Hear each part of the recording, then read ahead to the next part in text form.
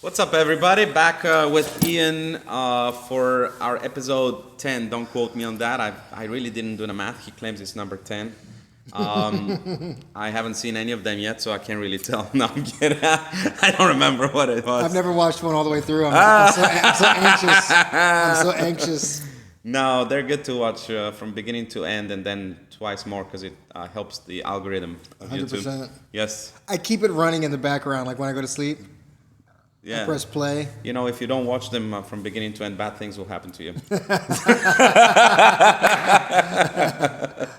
Anyway, Ian, today we don't have a guest. It's not for the lack of volunteers or invitees. We just didn't plan. We just didn't plan. That's the honest truth. We're the whole staff. Yeah, we're the staff. We're everything. And you do mainly the planning, so I need to help out a little bit. I totally forgot. I feel guilty. I feel guilty. Nah, we could have got somebody, but I didn't want to do anything rushed. I wanted to get a little excited about our guest in this case, and in other words, prep a few questions depending on who it is and all that stuff. So if I don't do a little bit of homework in advance for a guest, then it's kind of like we get a guest and we just talk about whatever. It's right. Okay, it's fun, but I think that we can do that by ourselves instead of getting someone else and doing the same thing like the three of us. But we could do that too. It's not like we're incapable of doing it. But anyway, the UFC 307 was last Saturday. I'm gonna be honest. I did not watch anything but the main card. I only watched the main card because I didn't have time to watch the rest. I work over the weekend, so I didn't get a chance to watch it. But you did.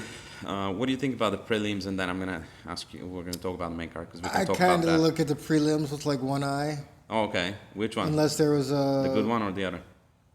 Not even the good one. Not even the good one. Because I'm like bootlegging it at work. Oh, okay.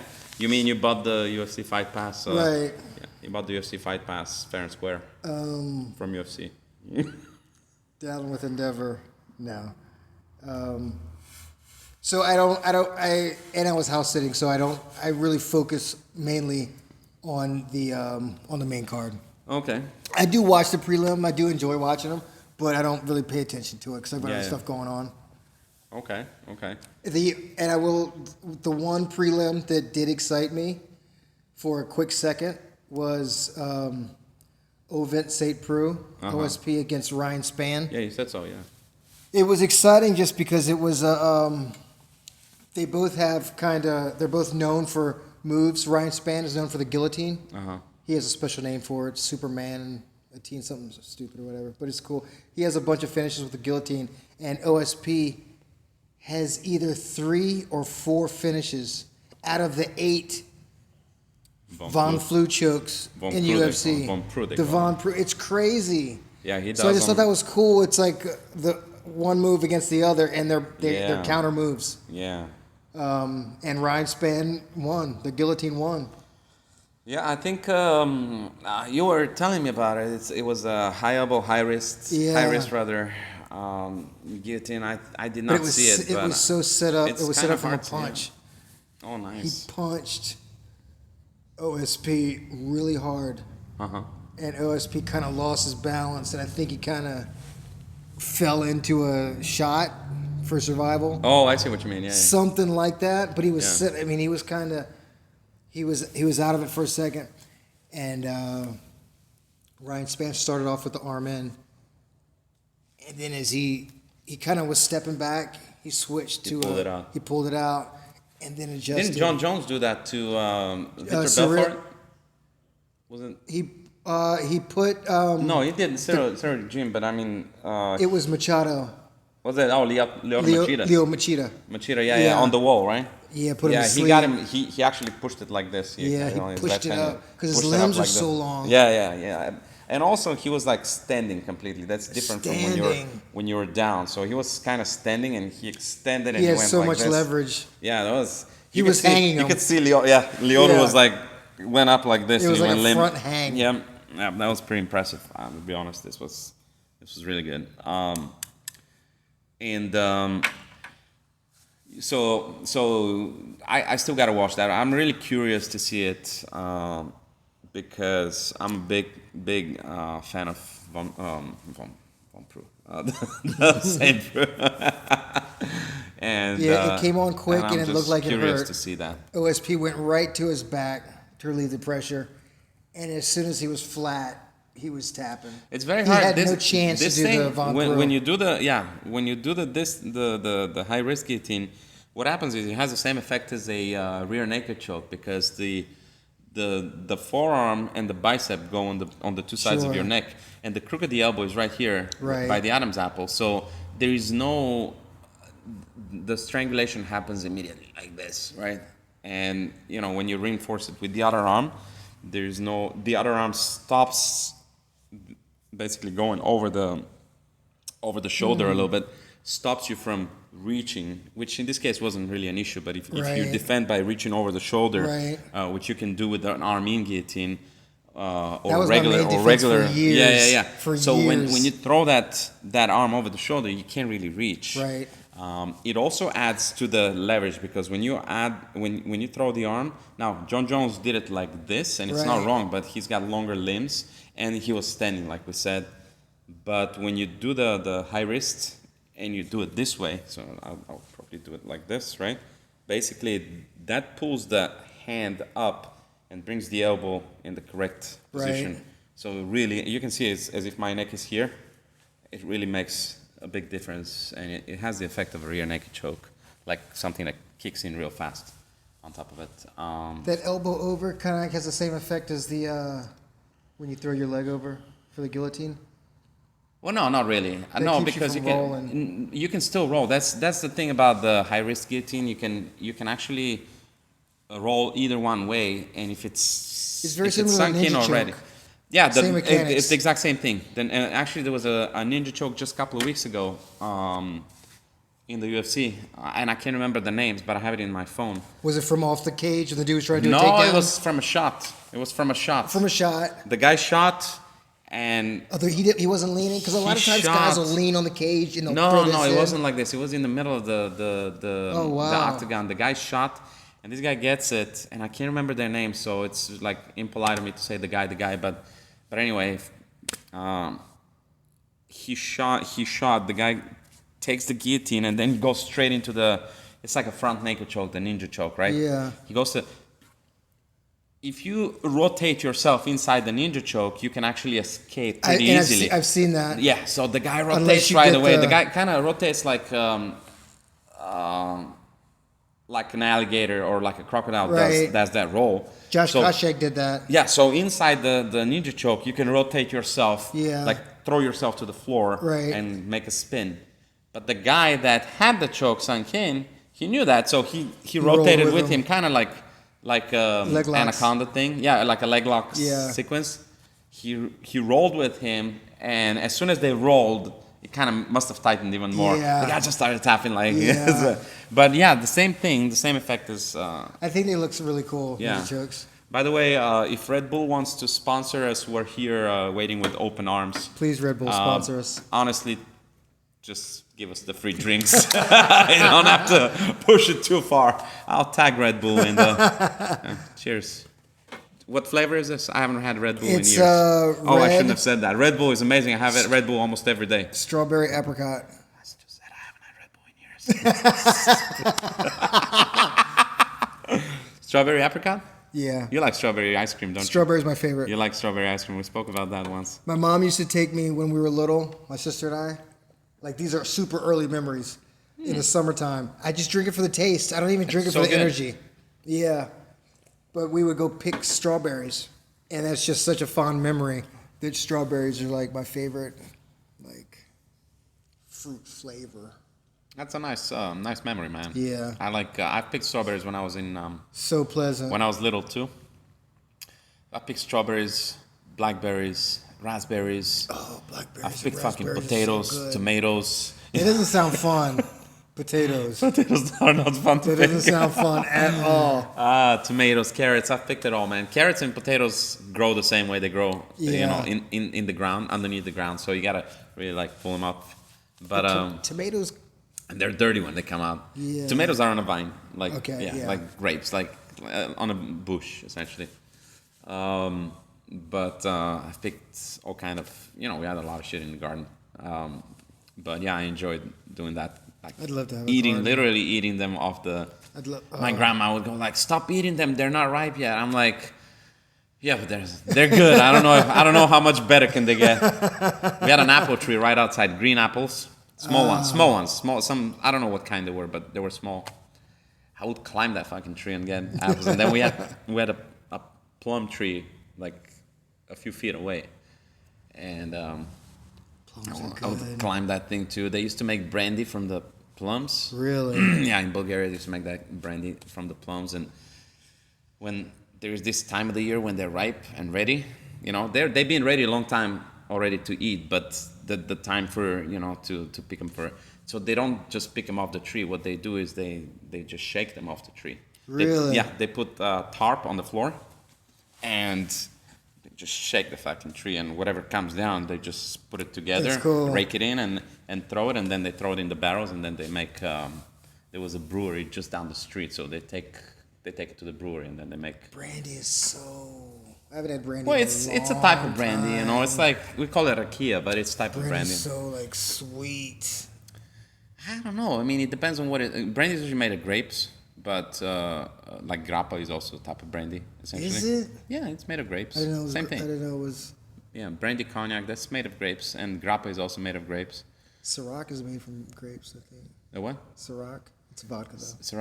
Ciroc is a vodka? Really? I didn't think Ciroc was a vodka. Yeah. Sean Combs is like in big trouble. He used to have interest in Ciroc.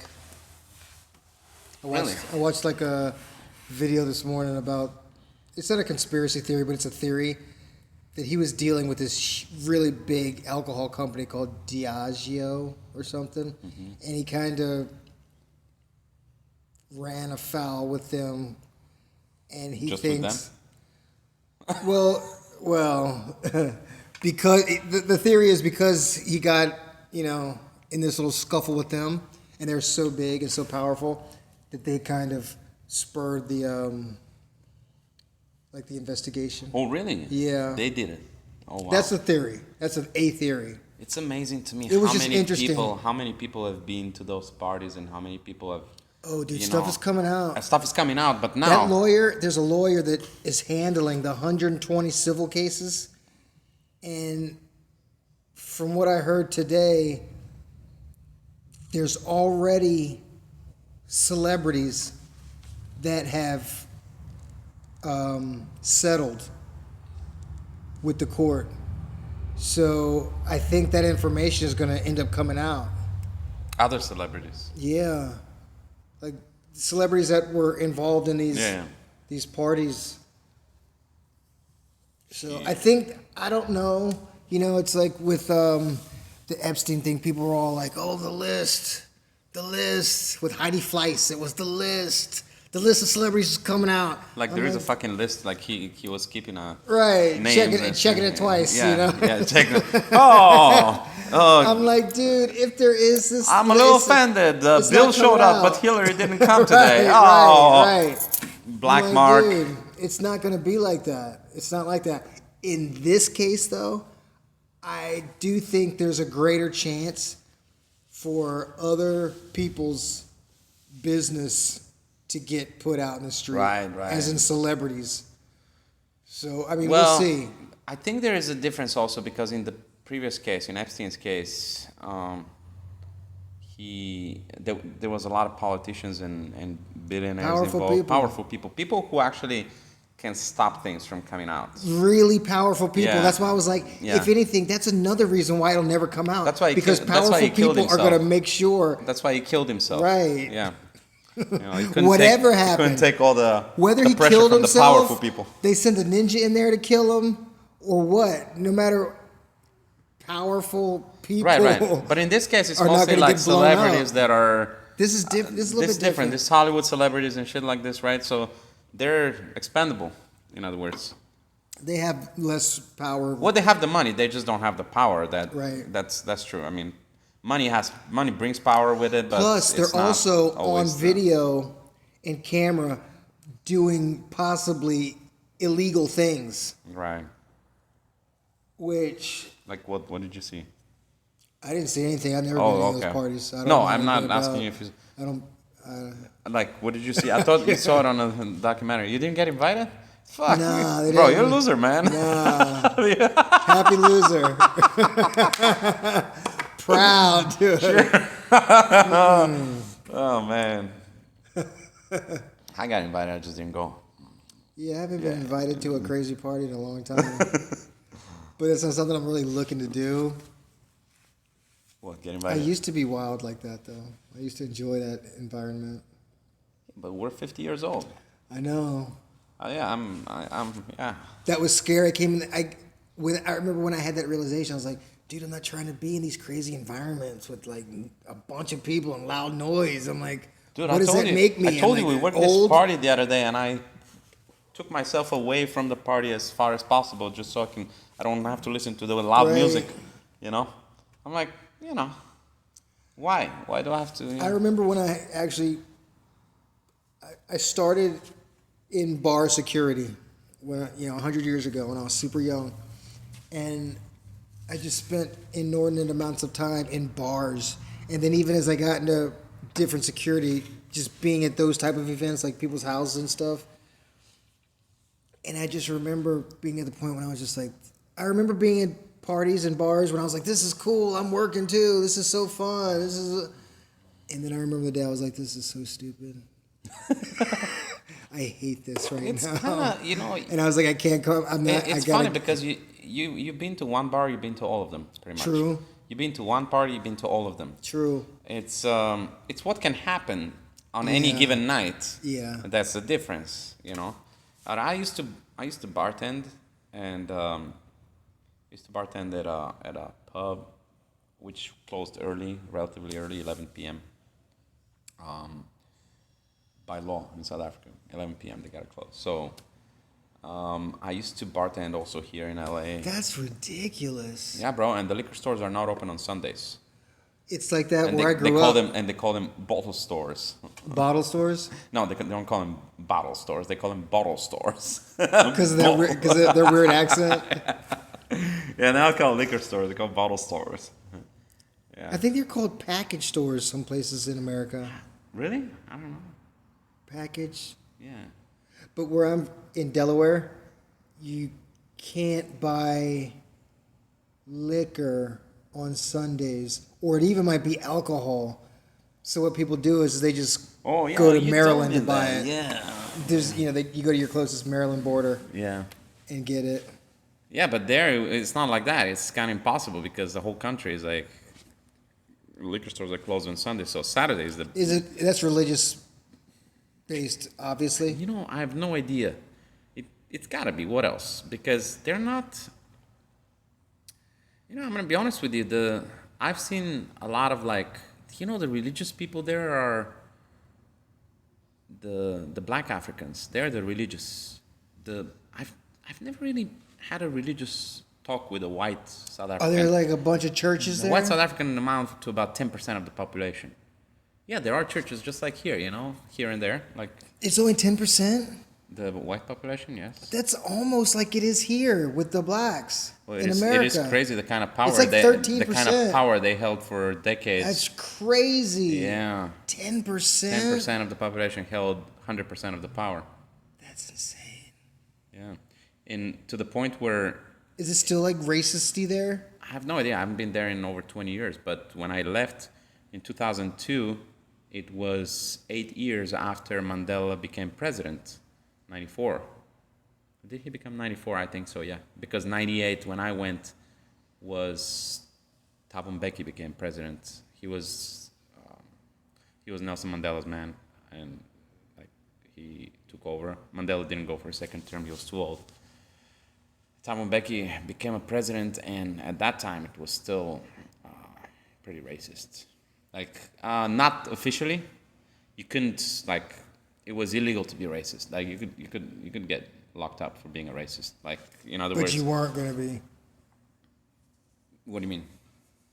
Was that likely to happen? No, not. I don't even know if you could get, because here you can't get locked up for being a racist. It's just Like it's a slavery matter of ended at a opinion. certain point, but it still kind of went on for No, a no, minute. no. But I'm talking about racism. Like here, if you have if you go on if you go out in the street and well, not you, but if I go out in the street and I start yelling the N-word like crazy, they're not gonna arrest me. I'm probably gonna get a beating or something. Right. But they're not gonna arrest me. They're gonna tell me take it easy, keep it down, or Well, whatever. that's not illegal. It's not illegal. That's what I'm saying. Yeah, being a racist is not illegal. Right. But It's just frowned on. in fact, public. what I find crazy is that being a Nazi is not illegal in America either. I don't think so. No. In Germany, it is. In Germany, it is. Yeah, I mean, there's a good reason for it in Germany, obviously, but I think there should be a good fucking reason for it here too. You know? Well, being a Nazi, that's. Is I mean, KKK illegal? Sure. Is it legal? Of course. I don't think so. It's not a criminal organization. Well, it's not a criminal organization, Well, but then it's not. Then what would Check be? it out. Then Check what, it out. what would be illegal about it? You have the right to gather. That's true. You know, in America, Express it's your like- opinion. Yeah, even if it's hateful, which is a good thing. I mean, honestly, now I understand why Germany's like the way it is. They went too far. Yeah, you think? They went way too far, so they're kind of like self-censoring. Guy wasn't even German; he was Austrian. I know. Like, Germany, it's like they're like, what the fuck, man? The But the Germans elected him though. Austrians like, we dodged a bullet there. Oh shit! Well, he fought in the First World War on the Yeah. side of Germany because the Yeah. Austro-Hungarian Empire was. You know, I can bring up historical facts out of nowhere, random. Austrian corporal is what they called him. Yeah. Oh, that's right. Yeah. Was he a corporal though? He was a corporal. No, he wasn't. He was a private. Was he a Austrian corporal? 100%. Oh yeah. Yep. Shit. I mean, he was a private at one point. Oh yeah, you got to be private to become a corporal, but still. It was crazy at the end of World War II.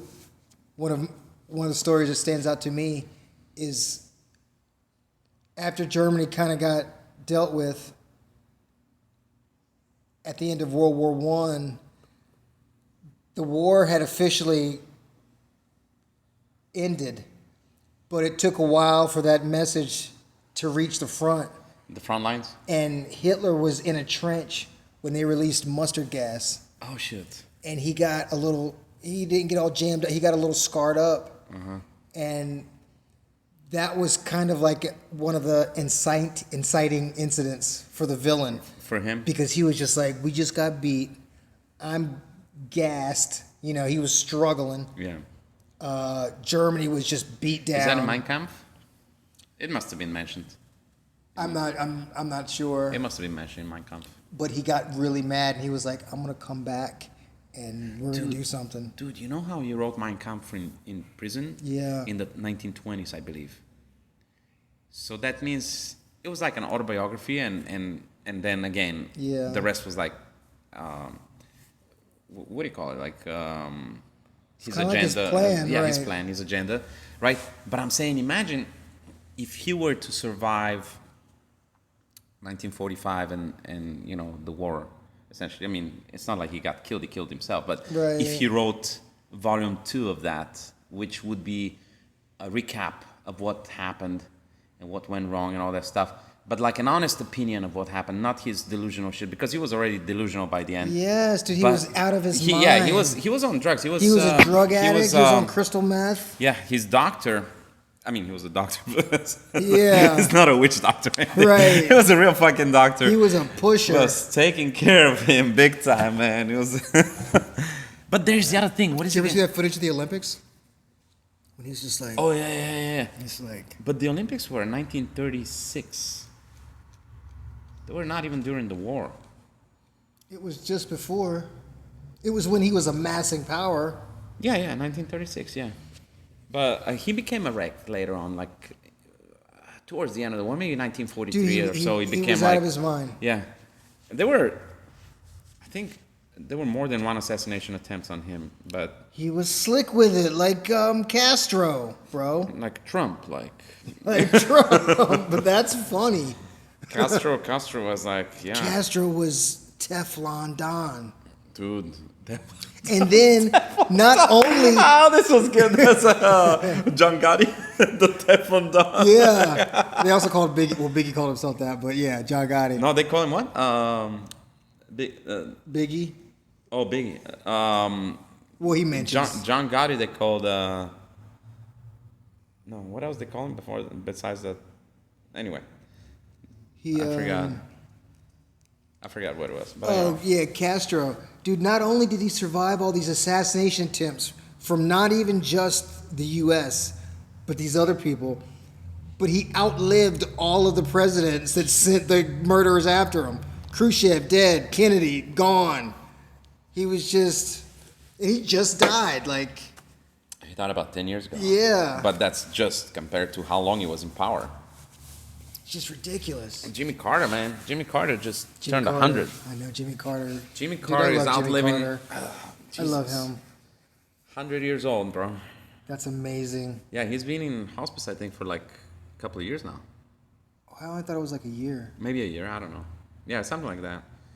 But he He's just turned 100. Happy birthday. sturdy. So sturdy. He only did one presidential tour, right? He did one. Yeah. Yeah. He did one. Ronald Reagan won the did Yeah. 2 terms after him. That's when I officially I start remembering politics when I was little. Yeah. I do. I remember when- I do with Ronald Reagan. I remember when he was elected. Like, I Who, was Reagan? sleeping. I remember on the clock radio. Reagan? In my yeah. Yeah. Them saying that he won in 1980. I was like 5.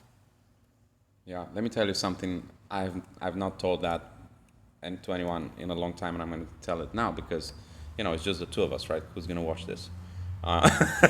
The world. The world.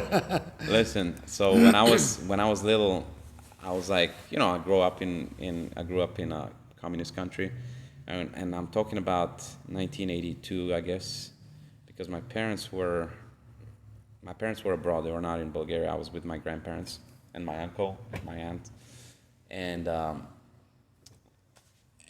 I remember You were with them in Bulgaria? in Bulgaria. I was staying with I was rotating between my 2 pairs of grandparents and my uncle and aunt also.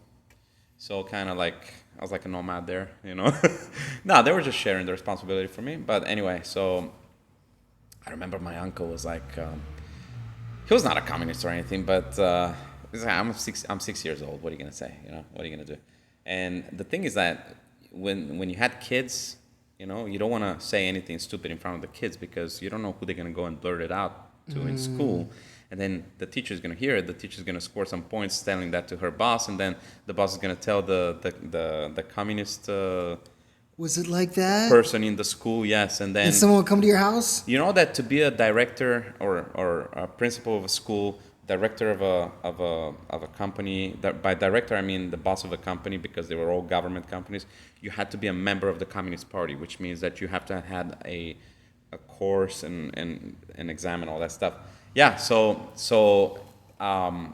and every school, every company, every establishment had their own representative of the Communist Party there, like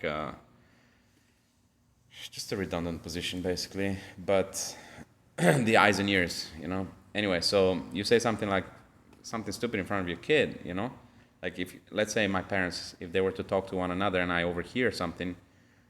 So they were always, whenever they've talked about, political shit, they would never talk in front of me. Not because they wanted to protect me from hearing that, because they were trying to protect themselves. Anyway, so I was like, we were all brainwashed and shit, like I'm watching. I think there was I think I remember watching on the news the Pope assassination attempt. And for which it was a Bulgarian secret agent blamed. I mean, blamed. He was on trial. He went to prison, but then in Bulgaria we made it. Our media made it sound like it was the Grey Wolves. It was a terrorist organization from Turkey. Now, Turkey, mind you, was a capitalist country right next door to us, and they were. When I say capitalist, I mean like they were in cahoots with the United States and all that, so they were our enemy essentially. They're like in NATO then. I don't know. Yeah, must have been at that time already. then so we our media kind of blamed it on them, and our compatriot was illegally detained in Rome, for attempting to, it wasn't his fault and all that. Turned out it was his fucking fault. They put a spin on it. Yeah, they put a spin on it, of course. So I grew up knowing what the media told us, and I knew that Ronald Reagan was an extremely bad man. So I wrote a fucking letter to him, bro. I wrote a letter. I sat down. My uncle gave me a pen and paper. He's like, "What are you gonna write?" And I'm like, "Wow." I wrote it in Bulgarian, of course. I mean, I'm sure he has interpreters and translators. It's his fucking problem. That was before Google Translate. It's like 20 years before Google Translate. That's so interesting. I wrote a fucking letter. I'm telling you, it was 2 pages later. And maybe 7 years old. I can't remember. 1982 or 83. Not that I'm a genius or anything. I'm just saying. Secret Service has a who the file fuck on knows you. what I wrote? Who knows what I... Secret Service has a file on probably. you. Probably. I doubt my uncle sent the letter. I don't know anything about it if anybody is watching. I doubt my uncle sent the letter. But then I came here, California, and it turns out everybody hates him. So it's kind of okay. They love him here. Or they used to love him here. They used to. Until stuff changed. He did some stuff, with his foreign policies, I guess, were beneficial to the United States and to the world to a certain extent. Yeah, they introduced crack to the hood. His foreign policies, except for like certain things, that some stuff in Central America and all that stuff. But that Iran-Contra foolishness. That yes, but the Iran that was not his term. That was Carter. Because Reagan took over in 81. 1980, he won the election, but 81 is when he stepped in. The Iran-Contra happened in 79, 80. The hostages... With Oliver North? The hostages in the embassy you're talking about. That's the Iran-Contra deal, where they sent guns from... The guns, right. Well, that was in either 79 or 1980. I think it was 1980 because the revolution in Iran was 79. When all the trouble came out to the public, finally, that was during Reagan's time. We need a computer, bro. I know. I bought a new laptop. But we need a freaking, a young producer. For what? Like young Jamie from Rogan. To look up shit for us? Yeah, to be right there. Like Sasha could be right there with like a computer just giggling off screen. Looking up shit in Filipino. In Tagalog. For our Filipino viewership.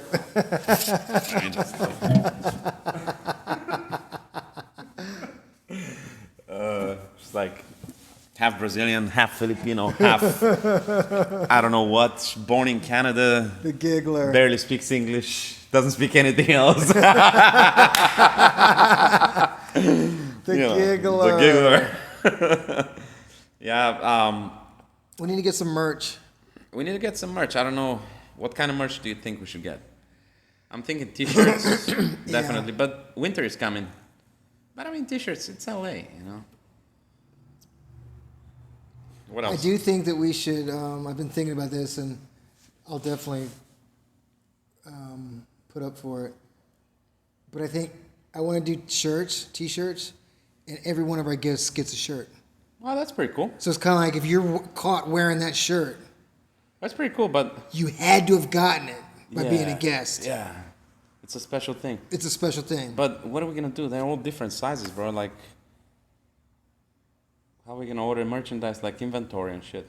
Because I would say order small inventory, but they're all different size. We can't order like... Look, I'm the idea man. You can just make it happen. Kid size for Sasha. Kid size for Sasha. And then we invite Marcus and we have to buy like 3 t-shirts and stitch them up together. I know. Marcus, I'm sorry, bro. You're going to have to pay a little bit for yours. You got to pay. Only you. Yeah, I mean, yeah, that's a good idea. That's a good idea. Work on that. Or a hat. Not everybody wears hats, but yeah, t-shirt is not a bad idea. But hat is like one size fits all. Since we're on the rise to taking over the iPod market, the podcast industry. No, my iPod. podcast. I think we should, plan accordingly. Yeah. We're on like number 10. By the time we're like at number 100, By the time we get the t-shirts, we'll be number. we're gonna have an audience in here. Yeah. When we're at 100. Yeah, these things take time. Pete's gonna be able to 90 charge. weeks from now. Pete's gonna be able to charge like entrance fee for our podcast. We should get a live audience, bro. That would be dope. Can you imagine we get a live audience here, like a regular show, like a That'd be late night sick. show or something, and somebody's telling them when to laugh and That when would not be to laugh so sick. because they'll be half of It them on would their be phones. It's like, just keep it With quiet. I know with the kids, there'll be kids like on their phones. Just and shit. put the, make sure, when you scroll, we don't hear it. Right.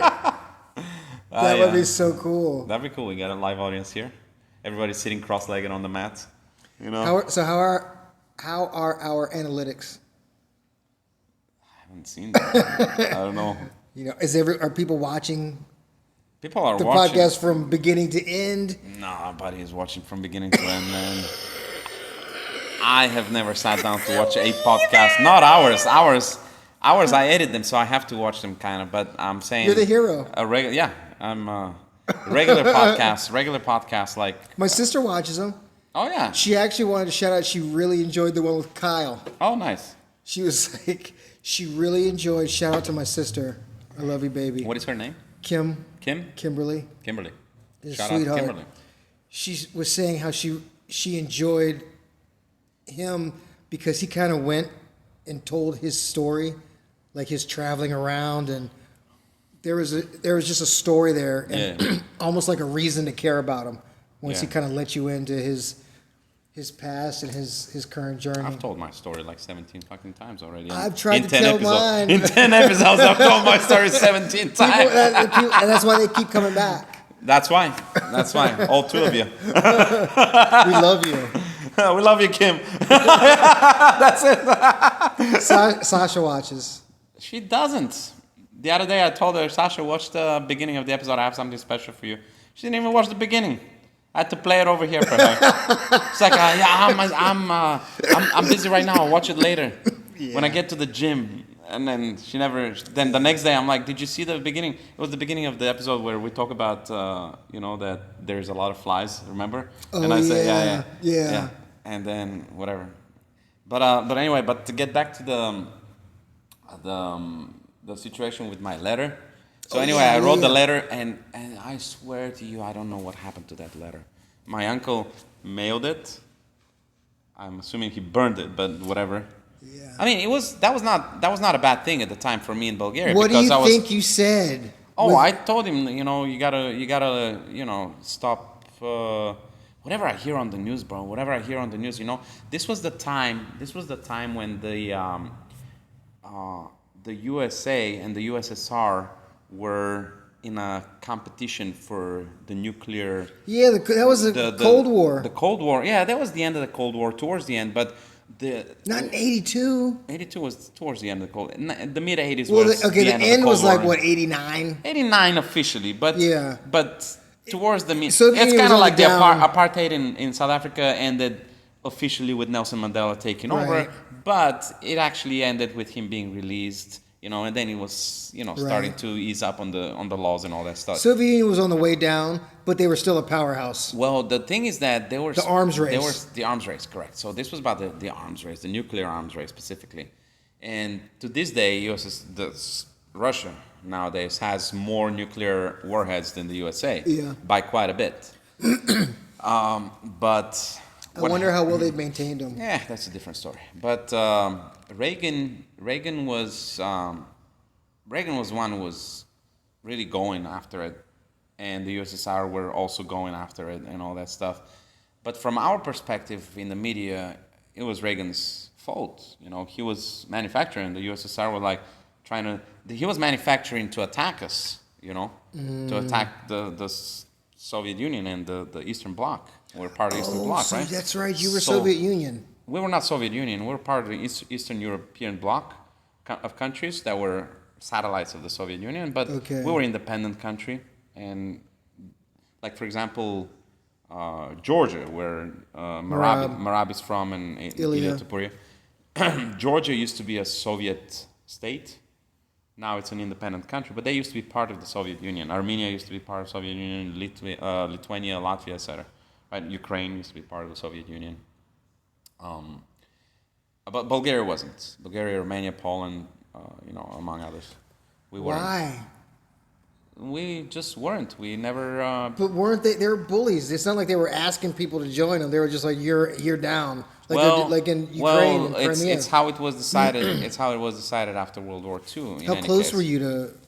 Oh, dude, we were like geographically. Yeah. Across the sea, the Black Sea. That might be what it is. Oh no, because there were big talks at one point, and I don't know when, but I know for a fact there were big talks among officials to make us the 16th Republic. Is that right? There were 15, I believe, and we were going to be the 16th. Yeah, and luckily it didn't happen.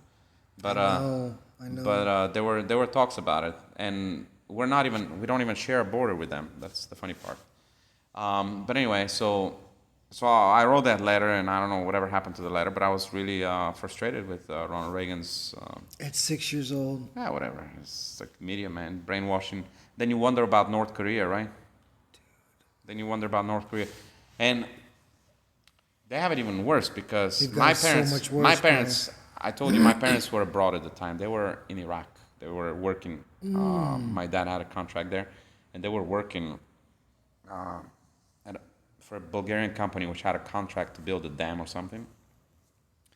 So my parents were there. They worked for the same company?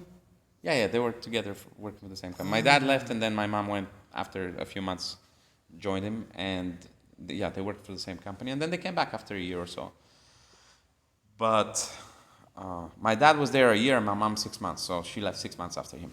And they came back just in time for me when I was going to start school. That's why they came. They were like, well, we want to be there, So I was turning 7 years old, I think, a few days after they came back.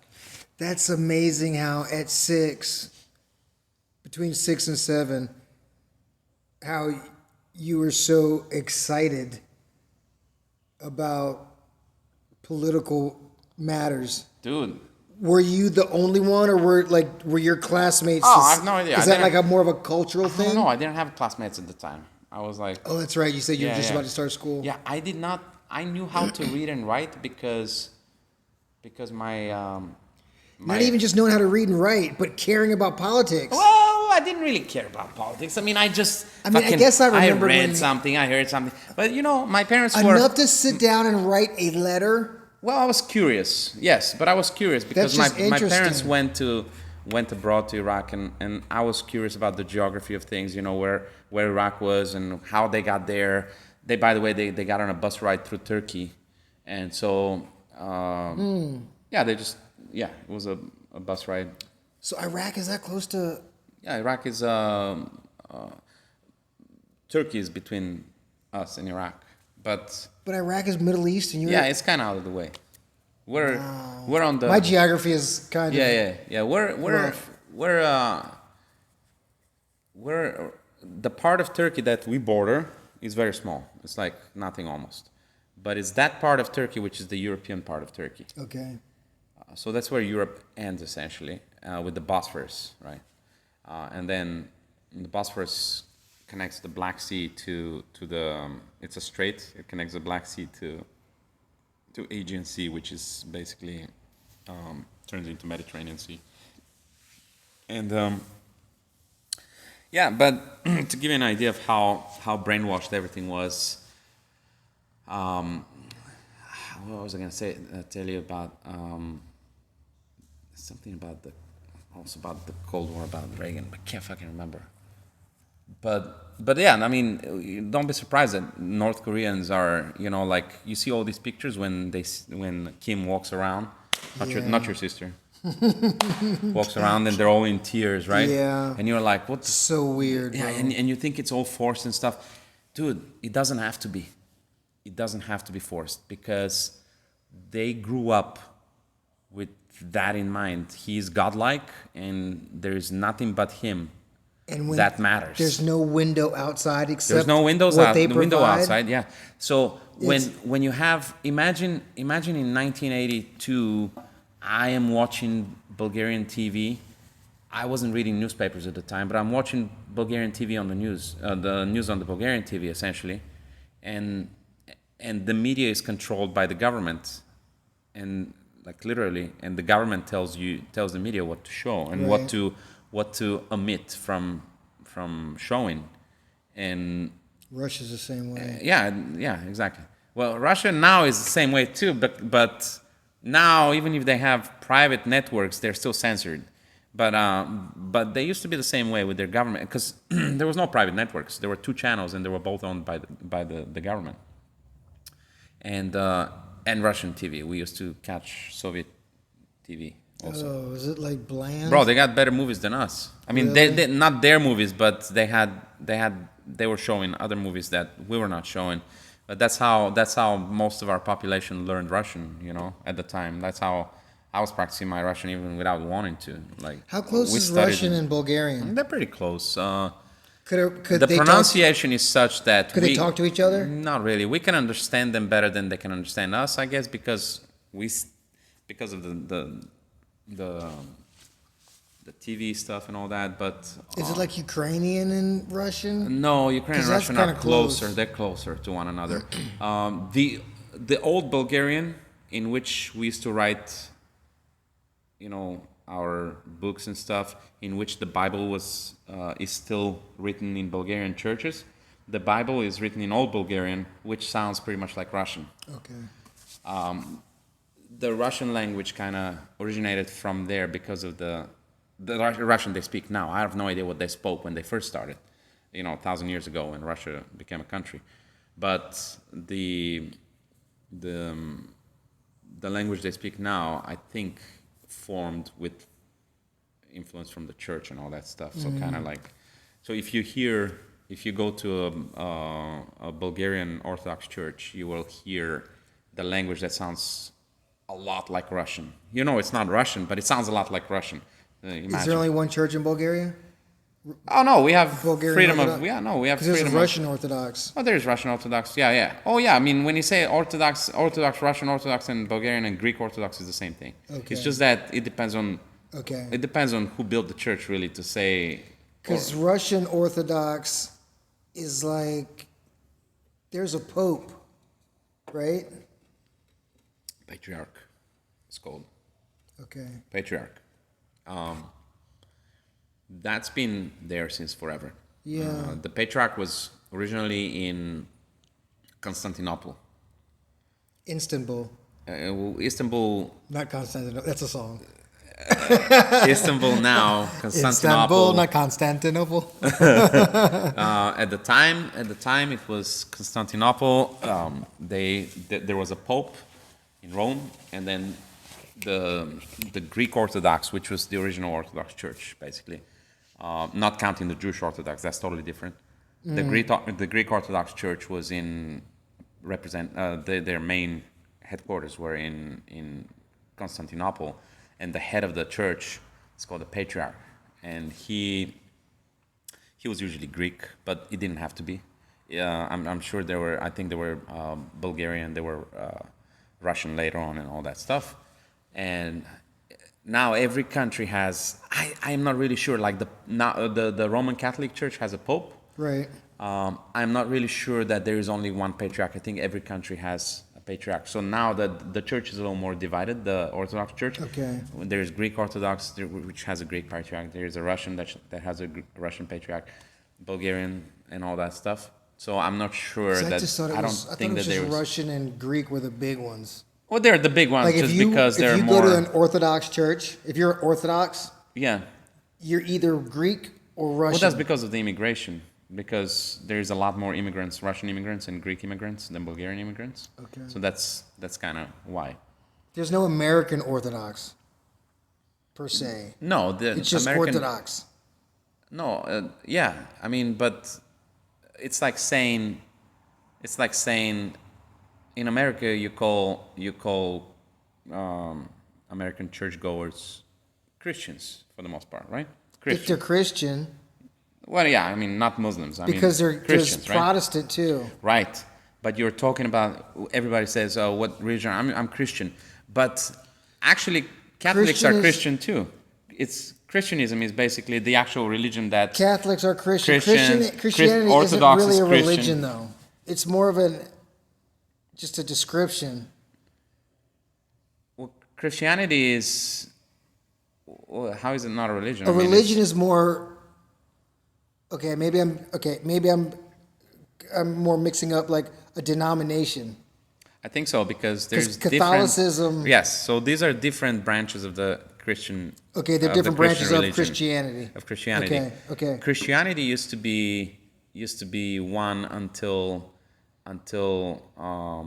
the Protestants started, doing their thing. There was Lutherans and all that. The Protestants broke off. They broke off from the Catholics. Catholic religion, yes, and then it became another religion, and then Protestantism kind of started splintering. Yes, and then what happened was those who came to America were Protestants, right? They were whatever they were called, right? But they came to America. A lot of them were persecuted in England, right? Now because England became. They had the Church of England. England was a weird place at the time because they didn't had want to do the Catholic thing. They had the Catholic kings and queens. Like Queen Mary was very Catholic. Her father was very Protestant or something like this. I can't remember the exact chronology of the kings and queens of England, but they were literally like from the same family, and they were like father and daughter, brother and sister, and they were from different religions, and they were like executing each other for that, So crazy. Henry VIII had so wild. Had a bunch of wives. He broke out from the Catholic Church because he wanted to get divorced. I remember that. I've heard that. That's so crazy. I mean, it is. Listen. It's good to be a king. Remember that? I guess. It's good to be king. It's good to be king. So, whoever came to America was not a Catholic. They were running away. They came here for, whatever reason, economical reasons, freedom of religion, and so on. They did what they encountered, and then the Catholic movement in America was basically Spanish influence, or Hispanic influence, I should say, whatever, whoever was influencing the United States at the time. You paid attention in your history class. Man, I read a lot of shit, man. I've read a lot of books and stuff. I've, to be honest with you, when you say you paid attention, I did not pay that much attention. I did not like the fact that we were studying a curriculum and I was told what to read and what to study and what they were test me on, even though I knew probably most of it, right? I didn't like the fact that I had to study in this order, that I had to read it in this order. You would have flourished at a Montessori school. Imagine this. Okay, imagine this. To say it to give an example in Jiujitsu terms, right? Imagine you and I are working on open guard. We did this morning. We worked on open guard and open guard passing. And you notice that was good though. Every time you clamped yourself in a half guard, you stood up, and I let you stand up so we can keep working, right? So this was great, right? Imagine we're working on this shit, and I'm trying to work on my open guard over and over and over. But then we go to class, and we work on close guard in class, or mount escapes or something, or mount, right? And it's like it has nothing to do with what I'm trying to work on. And if we're working 2-minute rounds, it makes it very hard for me to work on my game, right? If it's like 5-minute rounds or whatever, you get out of the close guard and then you work whatever, maybe you can work your guard passing. But in 2-minute round, against someone good, you might not be able to get out of that fucking close guard, right? You might even get submitted. So that was me in history class. Geography also. I fucking love geography, but that was me in geography class too, It's like, I don't want to learn about the atmospheric pressure and stuff like this. Right. Because we used to learn that in geography. Right? Really? Yeah, that was part of, for some reason, you would learn that in geography in our curriculum at the time. Like here in middle school, they have science, and you learn all those things in science. Super broad. Very broad, yeah. But there we had geography from But this was included in geography, right? Because I mean, what else are you gonna learn I never remember about having a about weather geography and class. stuff? Yeah. I'm interested in it. I don't have like a good geography background, but when I'm looking at a map and stuff, it's fascinating to me. How? How is it fascinating? Like It's just super interesting. I'm just like, oh, like we were talking about what borders Oh Bulgaria. yeah. Like if I'm looking at that on a map, especially if I was like, I could imagine taking a class where they're teaching me about it. I just think I'd be super interested in it. Yeah, well, But I never remember taking. For me, it was class. always interesting. You know, like no, it's never too late. You can go take a geography class, but or you could go just get a geography book. or you can just read it online. You know, Yeah. like it's kind of easier. But dude, everything is so easy to learn these So days. easy. It's There's no amazing. excuse. It's amazing. No excuse. Now with got a AI, universe right here. AI, even when you Google something, AI gives you the actual explanation. So you don't even have to fucking look You don't have to for the think. website. Yeah, you know? don't have to think. AI is your librarian that tells you Yeah. where to find the book It's that amazing. you need. It's amazing. There is absolutely no excuse, you know, and I mean no excuse. Excuse if you're you don't have to learn geography. I'm not saying that you need an excuse not or to learn or not to learn. But I'm saying There's no excuse for we're lack not of at school access. age, yeah. Yeah. But you can't say I couldn't find it. Like Right. you couldn't find what? You lost the fucking you lost You're your keys or bullshitting. something? Yeah. It's like your dog doesn't eat your homework anymore. It's not the same thing. It's you know? impossible. Yeah. Did you see Anthony Joshua get beat a couple weeks ago? You know what I saw? I saw it, yes, but I didn't watch the fight. I kind of saw. I mean, it was a short fight too, right? It was a short Yeah, fight. yeah. He got dominated. He got dominated, and then he looked like he was coming back, and then he went into the. Yeah, the dude was hitting hard. Yeah, I love watching Anthony Joshua, man. I don't know why there's so much hatred against him. You know, they're saying he was ducking fighters and all that. Everybody's ducking somebody. Yeah. Everybody's ducking because there's so much money involved. I don't think that any of these fighters is afraid of anyone else. I do not believe that. You cannot tell me that you are on top of the world with that kind of training. I think some of those dudes are afraid to lose. No, that's different. That's different. I'm not saying that they're not. But not that they're gonna that dude's gonna hurt. That dude is. I don't think anybody's afraid of I don't anybody. think it's like that anymore. I think you would be afraid if you were our weight or like if you're a welterweight and you have to go against a heavyweight. Of course you're gonna be scared. Right. You know, you're gonna be fucking scared for your life. But if you're a heavyweight, you're not afraid to go against another heavyweight. You've trained your whole life for that shit. You have confidence in your own skills. You are champion of the world in a few different promotions, right? Yeah. Or whatever they call them, belt. What are they called? Belts? There are promotions like WBA and promotions. WBC. Yeah. You're a champion like numerous times. You're not afraid of anybody. The problem is that you have to calculate the risk. It's a risk to reward ratio here. And if you get paid $40-50 million a fight, right? So crazy. Yeah, it is. But if you get paid that kind of money and you lose to a nobody, or you lose to somebody that you know you have a chance to lose, you have a good chance to beat, but like Anthony Joshua and what's the name of the bronze bomber? Deontay Wilder. Anthony Joshua and Deontay Wilder. Yeah, that you never lose to Deontay, and it's like you're gonna lose to one punch. Let's face it, that's what you're gonna lose to, one punch. Because Anthony Joshua is a much better boxer than Deontay, in my opinion. Boxer, right? But Deontay has a big punch. Yeah. And Deontay can hurt you. I mean, look at what happened with Tyson Fury. Tyson Fury is it's amazing how he came back from the dead. He like fucking got up like a zombie. And then the next fight, he just destroyed Deontay with boxing. He had the equation. Yeah, so now you do your studying and all that. And what's the difference between the first and the second fight with Deontay? Nothing. He did the same thing. One boom. Yeah. And then...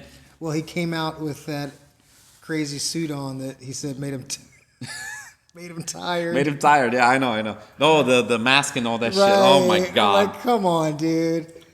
That was Who told you to wear it? Your mom? So what the corny. fuck? You know? That was like Colby Covington, like cheesy level. I'm like, dude. But Anthony Joshua is a better boxer in my opinion. But to go up against a guy that has... He's exposed now. Yeah, now you're like... Now what if you lose? Well, when that And he lost. when Andy he lost Ruiz against beat him, pretty Andy much Ruiz, that yeah. was the end of his stuff.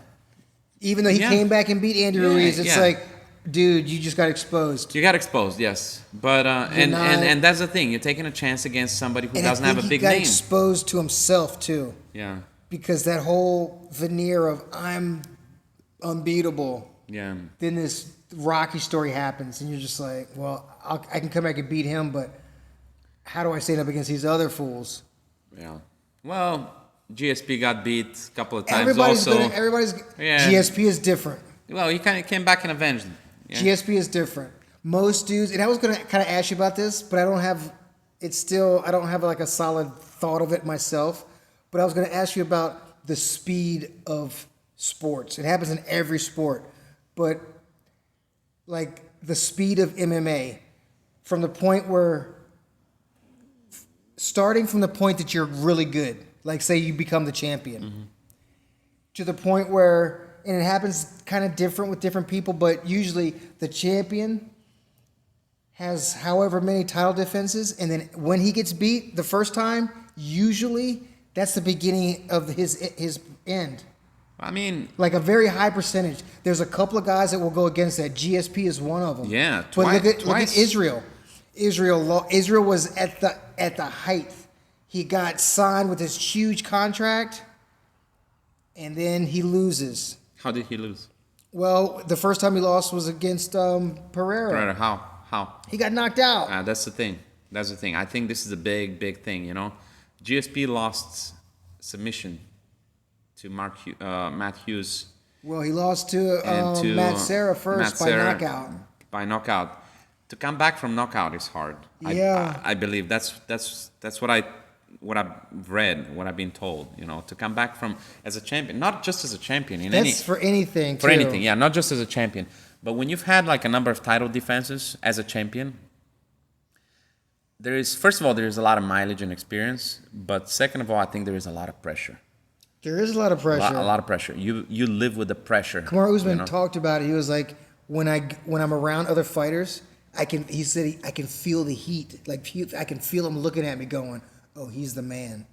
And he was like, there's a pressure there. He's the man, but he's the one everybody But I'm wants. after him. Yeah, They all have yeah. hungry eyes. Yeah, They're you got like, a target on your back. I want to like they fight say. you. Yeah. And just dealing with it, I'm sure, is monumental. That's why I love him or hate him. Guys like John Jones, Oh, it's dude, crazy what he's done. it's No matter Beyond what you comparison. think, It's beyond comparison. it's crazy. Fedor. Yeah. How is that possible? But and just even though his was an extended period, Chael Sonnen. Fedor once this started happening, and I think the first one was Fabricio. No, but he was already on his Once downhill. he started losing, and people were like, "Oh, he can be beat." Fabricio beat him, but he was already going down, Was he? wasn't he? Fedor. I don't know. I don't know what order it was. Maybe I'm wrong, but I think I just know that Fabricio was the earliest one because Fabricio did it in the UFC. No. no, No. What was that? Where was that? This was like maybe Strikeforce or Bellator. I just remember it was early on because when I was training with Gustavo at Fabricio's school, they put a poster up with Fabricio talking about like it was a poster like he's coming back to the UFC, and it was and the picture was when he He triangle armbarred him. he tried, and I was just like, whoa, that's exciting because he was in the UFC, he got beat up or whatever, won some matches over there, but when he beat Fedor, they're like, oh, you're on your way back. Yeah.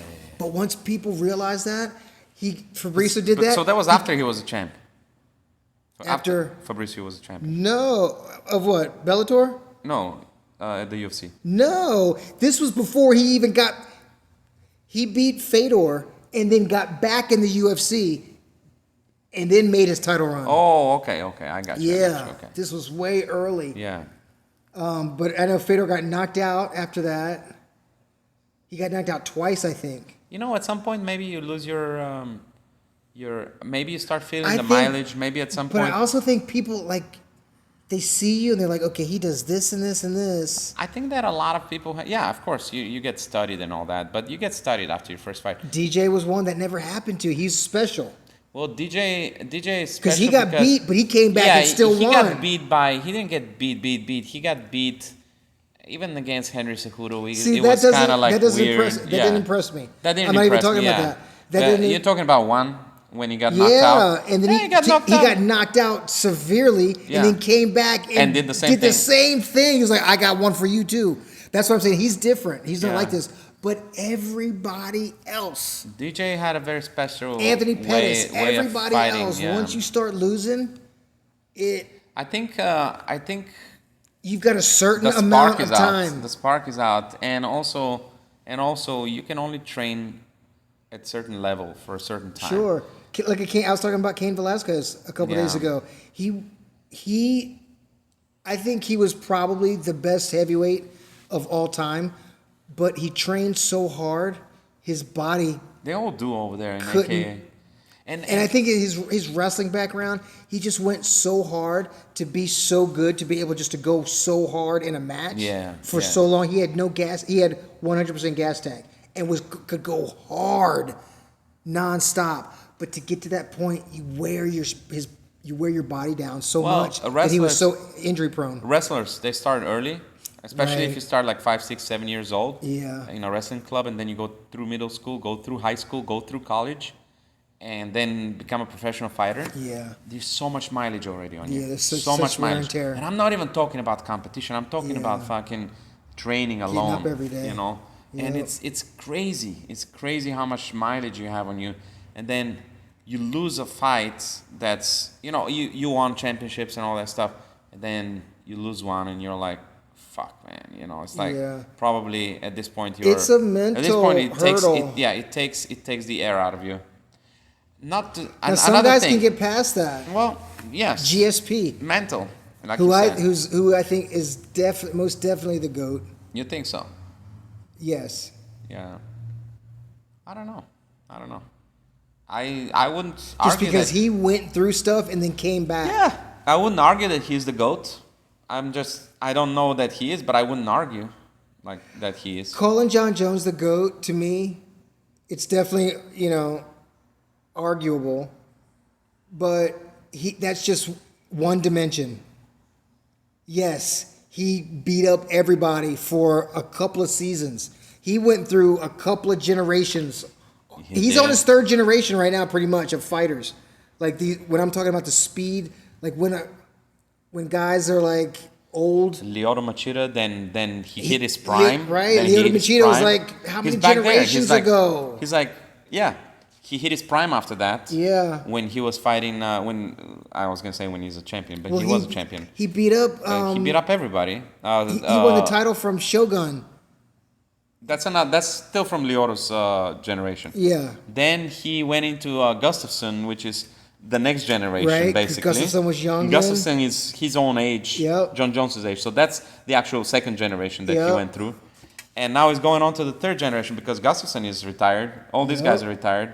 The Dominic Cruz era, or Dominic Reyes. Yeah.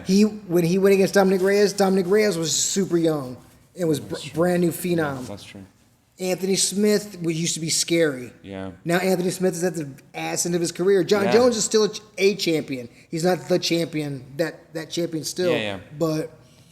And arguably, I don't know if he could be the light heavyweight champion now. And now people are asking, why doesn't he fight Alex Pereira?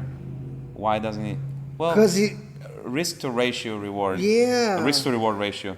It's like, dude, people have caught up to him. I mean, it's not just that. Why would you want to fight someone who can knock you out with one punch? A world beater and just Yeah. crack your legacy in And half. it's That's gonna- why he's going to retire after this fight. Yeah, and he should. He definitely should. I don't even think he should fight this fight, but whatever. Me either. No one wants to see it. No one cares about this fight. It's like, It's a layup to a spectacular finish to a spectacular career, in my opinion. All this stuff about Dana White saying, "Oh, he's the GOAT. He's the GOAT." Stipe was the greatest heavyweight champion of all time because he had 3 title defenses. Look, I get what you're saying, but not really. Everyone knows Fedor is, and even though he never made it into the UFC, still, Stipe is a badass for sure. I was just but he hasn't won in 4 years. Yeah, I know. Or he hasn't fought in 4 years. hasn't. And he's coming off of a loss. He's a fireman. He's got a kid. He's not gonna. If he does win, that'll be a great thing. But dude, It's probably funny that not. Stipe is not actually a professional fighter. I mean, he kind of He is because he of makes course. money. He is, of course, But he's a professional. but he has an actual profession. That's He's like crazy. He's like fucking. He's almost like a superhero. Like with the NBA players, like the Boston Celtics from the '60s, were all like Had jobs. They had their jobs and stuff. They would travel on trains with wooden seats and all that shit. Or like early UFC guys. Yeah, I mean, they were saying. I was just watching. DJ had before he won his first UFC fight. He was even then. He was he mentioned what he does, but I forgot. But it was some kind of tradesman, you know, like he was doing.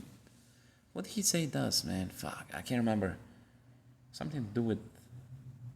Anyway, I don't want to misquote or even take too much time up about that. But with that, but you gotta have a job, and the thing is, if you're a professional, I also think that there's this period of time when you are the lower tiers of UFC. Sure. When you are a professional, you get paid by the UFC, but you have to you have to support rather yourself, your family, and your camp. Your coaches. Yeah. Rampage Jackson said he would spend $250,000 for a camp. Well, yeah, because you bring sparring partners and all that. Those people cost dude, money. $250,000? That's Those people cost money. insane. Yeah. And Like you've got to be making points on the back end to make that worth it. yeah, I was just watching yesterday some clips on YouTube of Chael Sonnen's funny quotes. Yeah. Oh my God. I've got a relationship with him. Like on again and off again. He makes me mad. And then I'm into his And analysis. it's funny because I'm just like, shut up. he doesn't even know you exist. I know. I know. We got a relationship though. Oh my God. Most of the time I'm on his side. But a couple times he pisses me off. He's just hilarious, man. He's just hilarious. He pretty much is. And the poems that he does, Muhammad Ali style. Yeah. It kills me when I hear it because it's like, you know, there was something about Muhammad Ali when you hear. I mean, there was like I wasn't alive to. It was witness cooler it, with Muhammad Ali though, because it was kind of like, he was the original, the OG of that. But I'm saying when you hear Muhammad Ali say it, it was like kind of unexpected. It was the first time ever it happened. It was almost like when it happened after a while, you can see the interviewers, they would be like looking for setting him up to say it. Yeah. And now with Chael Sonnen, it looks like, bro, it's forced. Yeah, he you know? planned it. I don't know how much of it. When he was doing it, when he was fighting, I didn't really like him because of the whole Anderson Silva thing. To me, he went way too far. Way too far. Now, subsequent to When that, he said that he was gonna, like all y'all are dirty and y'all are stupid and he was gonna walk to her to Anderson's house and he was gonna pat his wife all that on the butt and say, "Make me a dude, I'm like, sandwich, that's crazy. make me something to eat." I'm like, he went way too far. But what I do Oh, my appreciate is I God. saw him do an interview, and he said Randy Couture went up to him and was like, pretty much, like, these aren't his words, but pretty much Randy Couture was like, hey, Chael's like, because Chael Sonnen really respects Randy Couture. Yeah, he was training with him. Right. Yeah. Randy Couture was like, cut the shit. Like, because Chael was like, I'm not going to say what he said, but he was like, after that talk, he knew exactly what Randy Couture was talking about. And he kind of, he cut it out. Yeah. And I respected that. But once he retired, once he got a little podcast, because when he retired and got his podcast, I'd never seen a podcast before where the person does it by themselves. Like Jamal Hill does it like this now. Yeah. A couple guys, Money Moicano does it like this.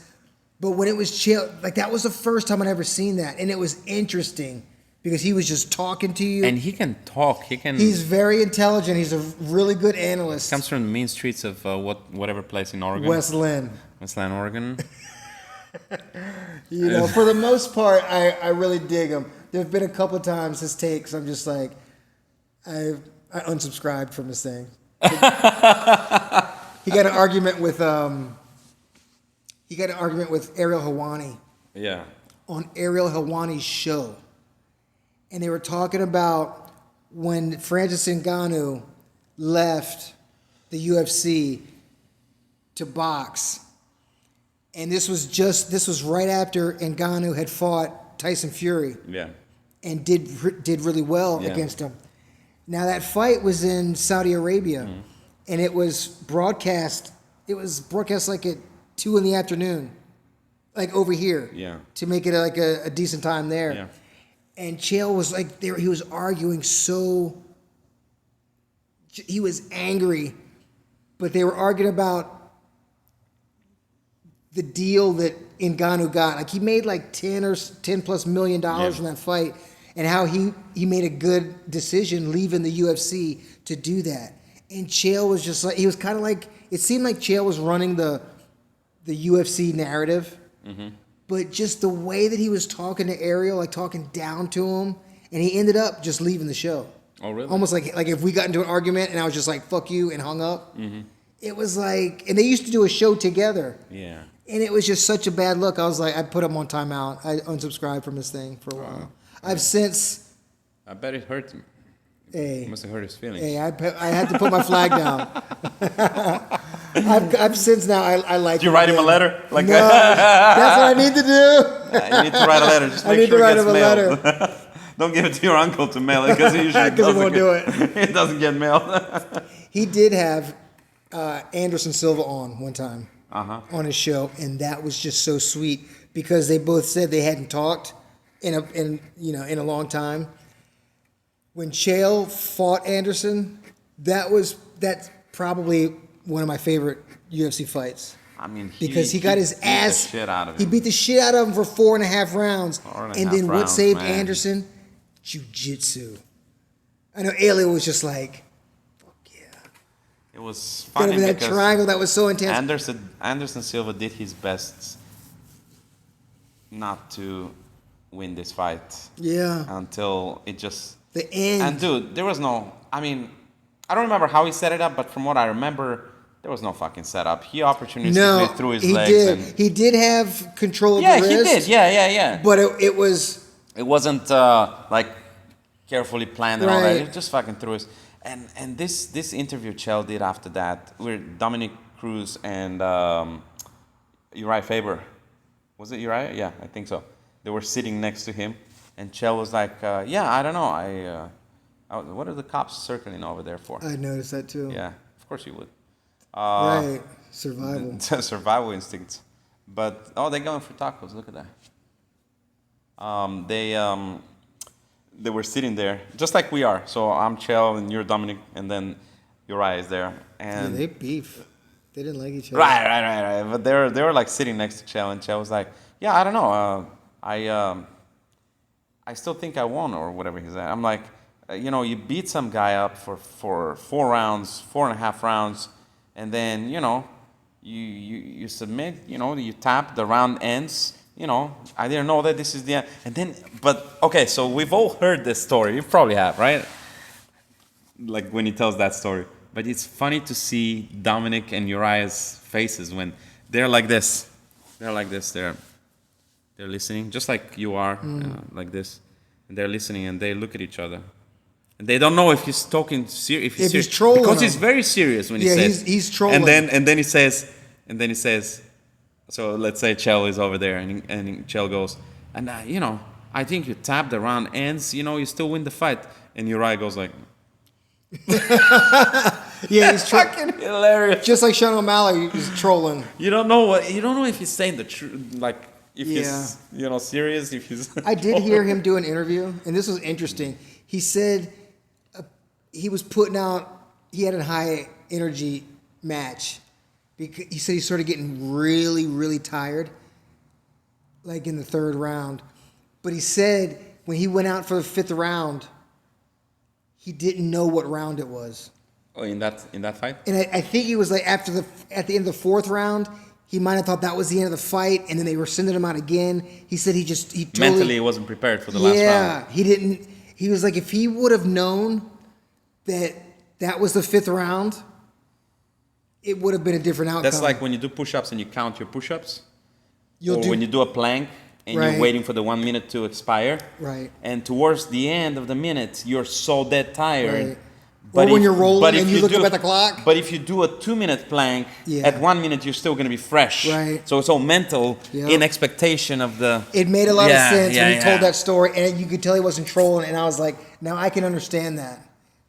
I've been in points where I was super tired, and I was like, dude, how much time is left? Yeah. And if you're like, dude, there's another round after this, he was like, I'm choking. Why? So, I mean, I get it. Yeah, but yeah, he did. I mean, he exposed Anderson Silva badly in that fight, He and did. then he just got caught, man. Got Yeah. caught in a submission. But yeah, wrestling is not easy against. I mean, He was a jiu-jitsu is Greco not guy. easy against wrestling. Was he a Greco? I thought he was a I think he freestyle, wrestled in folk style, yeah, college. folk style, yeah. But his after college career, Yeah, Randy Couture also, Yeah. also Greco, so yeah. weird. Like, who does Greco? Dude, Greco, John the, Jones. the skills of Greco are cool. It's just weird looking at it. bro, it's like it's so weird because they get so close to one They another get with so their close. chests. Like they get so close and that's because they don't want to give up the underhooks, right? Right. Underhooks are king in Greco, right? They get so close and upright and weird. Like if you imagine two judokas standing there with their grips, making grips and all that Yeah. stuff. They're not going for underhooks, right? They're going for grips. They're fighting for grips. They're breaking grips and all that. But they're standing straight. Yeah. There's no leg attacks Yeah. in judo anymore. In Greco, there haven't been leg attacks anyway.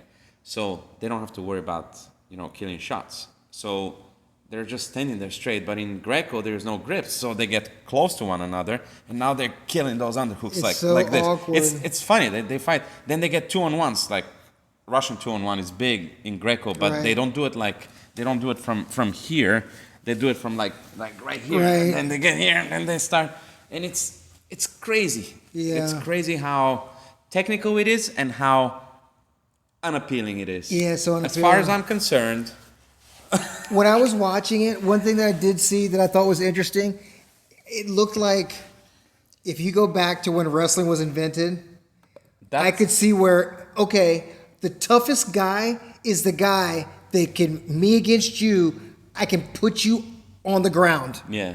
And especially if I can put you on your back and then hold you there and control you, then I'm the toughest guy.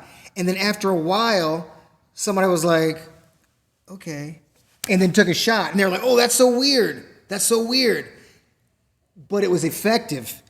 And then it kind of became, oh, let's do this new thing where you can attack the whole body. Yeah. So it just kind of progressed, Well, you but they know- still respected the Greco style and kept You this. know that the Greco-Roman wrestling is called that here, but in Europe they call it classic wrestling. Is that right? Yeah, we call it freestyle. We call freestyle. Right. And then the other one is called classic. Greco-Roman is called classic wrestling. In fact, there was a TV series, Henry VIII, which we mentioned earlier, But there was a TV series, Henry VIII, with, I forgot his name, John Reese. What's his name, the actor? John Reese. Anyway, I think he's an English bloke. And he was Henry VIII, and he had a meetup with the French king at the time. They were not at war. So they met, and at the time they were like, that wrestling was big, among noble people and stuff like this. So they arranged for a match between them, and there was a bet Really? on the line. There was a bet on the line, and whoever loses the match would lose. And it was big. It was a political decision kind of bet, And let's say Normandy. Whoever wins Normandy. And they look the same kind of age and weight. Yeah. So it came down to skill. Henry VIII lost the match, but Really? it was that classic wrestling, Greco-Roman. Because Yeah. they went and then he threw him down. He threw him on the ground. That's interesting. Yeah. So the takedown essentially won, right? And but they call it classic wrestling. I've never heard that. Yeah. There's a story with Abraham Lincoln. What wrestling did he wrestle? Okay, that I don't know. I'm curious to find out. But there's a friend of mine, Rebecca. Shout out Rebecca. She's a good friend of mine's mom. She was reading a book on Lincoln, and we were having dinner one night, and I was talking to her about Lincoln because I had heard a story, and I didn't know if she had read about this, which she hadn't. But there was a bully. Subsequent to that, I looked it up, and the story is it's on there. it's a real story. Yeah. Where there was a bully in a town. Yeah. That was just tearing it up, just bullying people. Yeah, I read that. Yeah. And people got together and they went over there like, there's a dude over there, Abraham Lincoln. He's pretty tough. Let's ask for his help. And they went over and asked for his help, and he came over. He was he a laborer at the time or I'm a not lawyer? Sure. He was I know he practiced law. I'm not sure at the time frame. I can't remember if he was, but he was obviously before he became president. But he was. Some stories say that he beat the dude, but I think the majority of the stories that I saw, it was a draw. But because the dude was a bully, he kind of got beat because he didn't beat Abraham Lincoln, and he kind of ended up leaving. That's the gist of what I got. On record, it was a win for Abraham because Lincoln had over 300 matches apparently. But no. Like Hickson? Oh yeah, I was gonna say. Oh, he had 400. My bad. You know, funny thing. You know Hugo Duarte? Yes. Hugo Duarte. Yeah. And we follow each other on Instagram. You told me you saw him in a tournament or something? No, not him. I saw somebody else in a tournament.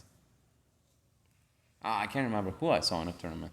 Hugo Darts was the one that on the beach with Hickson. Yeah, he actually contacted me recently on Instagram. Cool. That's sick. Well, he contacted me to offer me a black belt in Luta Libre. I told him, brother, I'm not a black belt in Jiu-Jitsu yet, but I appreciate the offer.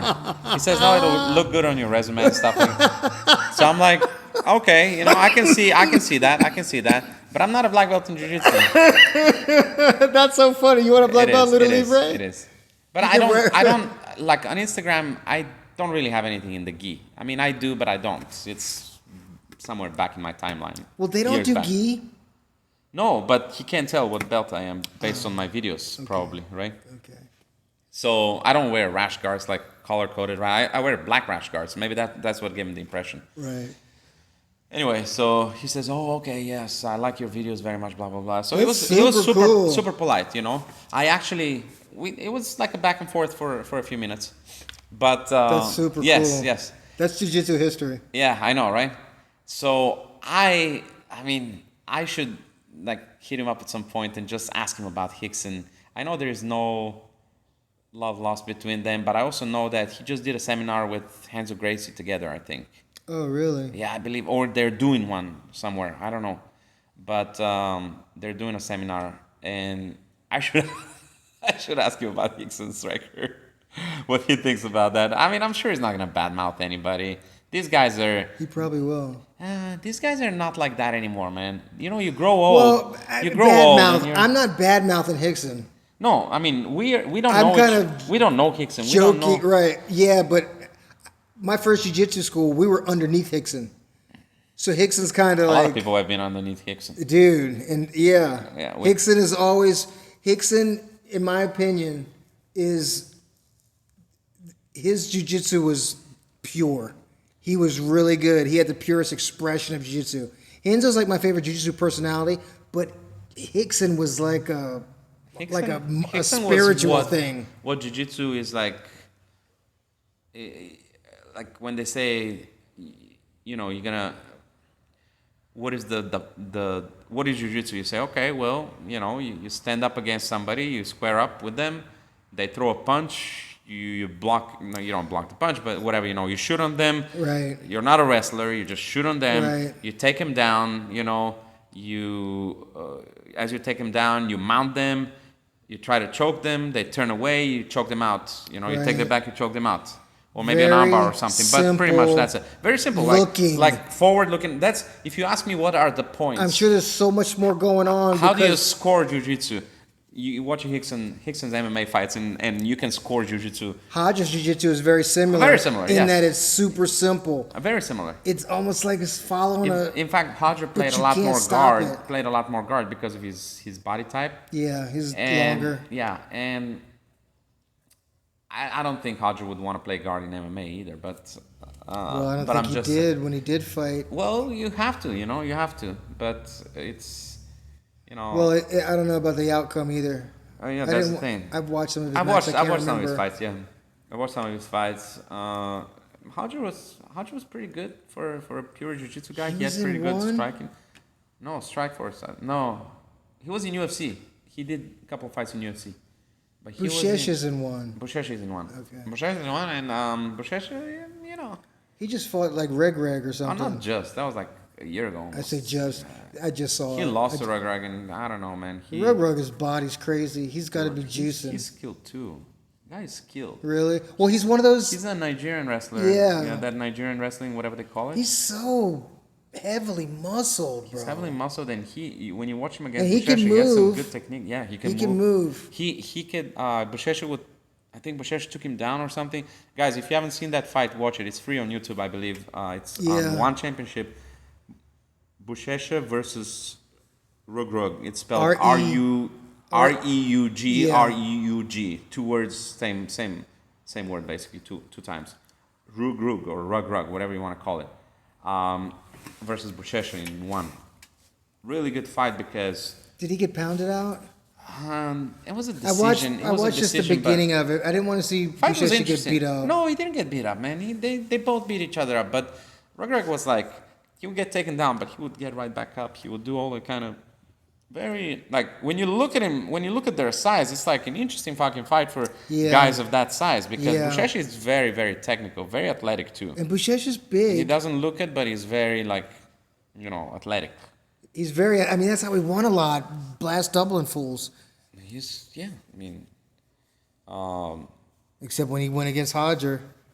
Hodger had a great game plan and choked him out, and that's it, The one thing that was strange to me, as soon as I saw Professor, I asked him about this. As soon as Hodger got on the back of Buchecha, it was like Buchecha went right to try to take the legs off. Gustavo made a video about that. Yeah, hold this area open. Yeah, Gustavo made a video about and I'm this. like, how are you doing that against? And I'm not trying to talk down or anything about Buchecha. No, and I'm sure Buchecha saw the video after that. But that's what I looked at. I was like, what is he doing against Hodger? Because everyone knows what Hodger's going to do. He does one thing. Yeah, well, he gets either mount or he gets on your back and then he chokes you. The thing is, with hooks or without, with gi or without, if you can get rid of the bottom hook, I made a video on that. And but I thought you even did a class. You would always say once there's no choke threat, then you can. You're like, there's no choke threat. I say that in class. Let go and do this. Of course, I say that in class, and that's true. And that was also no gi. That's also no gi. Yeah, you should always respect the choke. You should always defend it. Use one hand to defend it. Or use both hands. Once you are sure that this is good, that you're not going to get choked. Maybe you change the angle a little bit in the meantime. Then you can use the other hand to help for the hooks. If you slide down low enough on the body without the gi, if you slide down low enough on their body, you can use both hands. Great idea. Great idea, because it's hard to choke somebody if their head is up here, right? Their head needs to be next to your head. But in the gi, big difference. My head could be over here, and I could be choking you, right? But there is merit in, even with the gi, in getting out of the bottom hook, because depending on which side of the choke you are. The clock choke, it seems like if he has. You can transition from so from the back you can if they escape and they turn away, you can transition to a clock choke too. That was a cross collar choke he did on him. I thought it wasn't a bow and arrow. I thought it was a clock choke or a bow and arrow. No, it wasn't. It was a cross collar choke from the back. Okay. Yeah, bow and arrow. That's what I call a clock choke.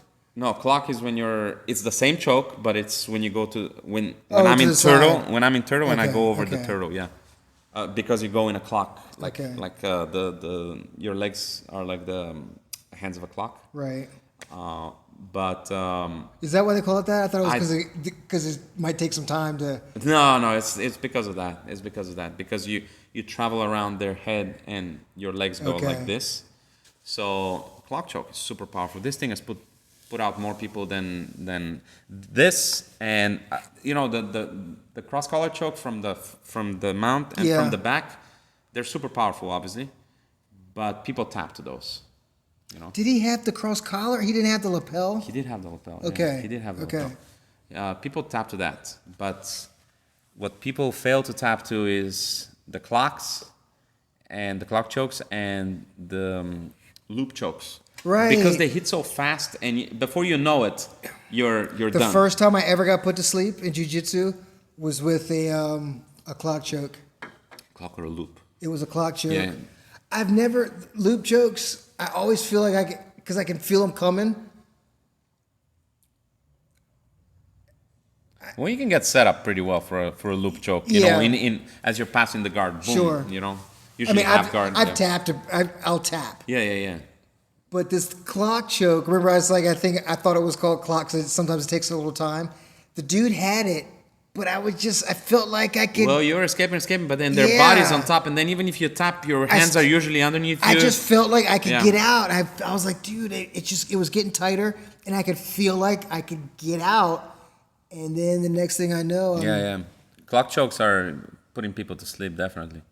But what was I gonna say? Hodger that was his thing: cross collar choke Yeah. or from the back cross collar. So like when Sakuraba, this is back in the day, everyone wanted to see Sakuraba against Hickson as a super fight. yeah, I remember And I remember talking. because he beat so many of the Gracies, like Right. 4 of them, I think. Yep. I remember talking to my professor at the time, Frank Cucci, at Links Academy.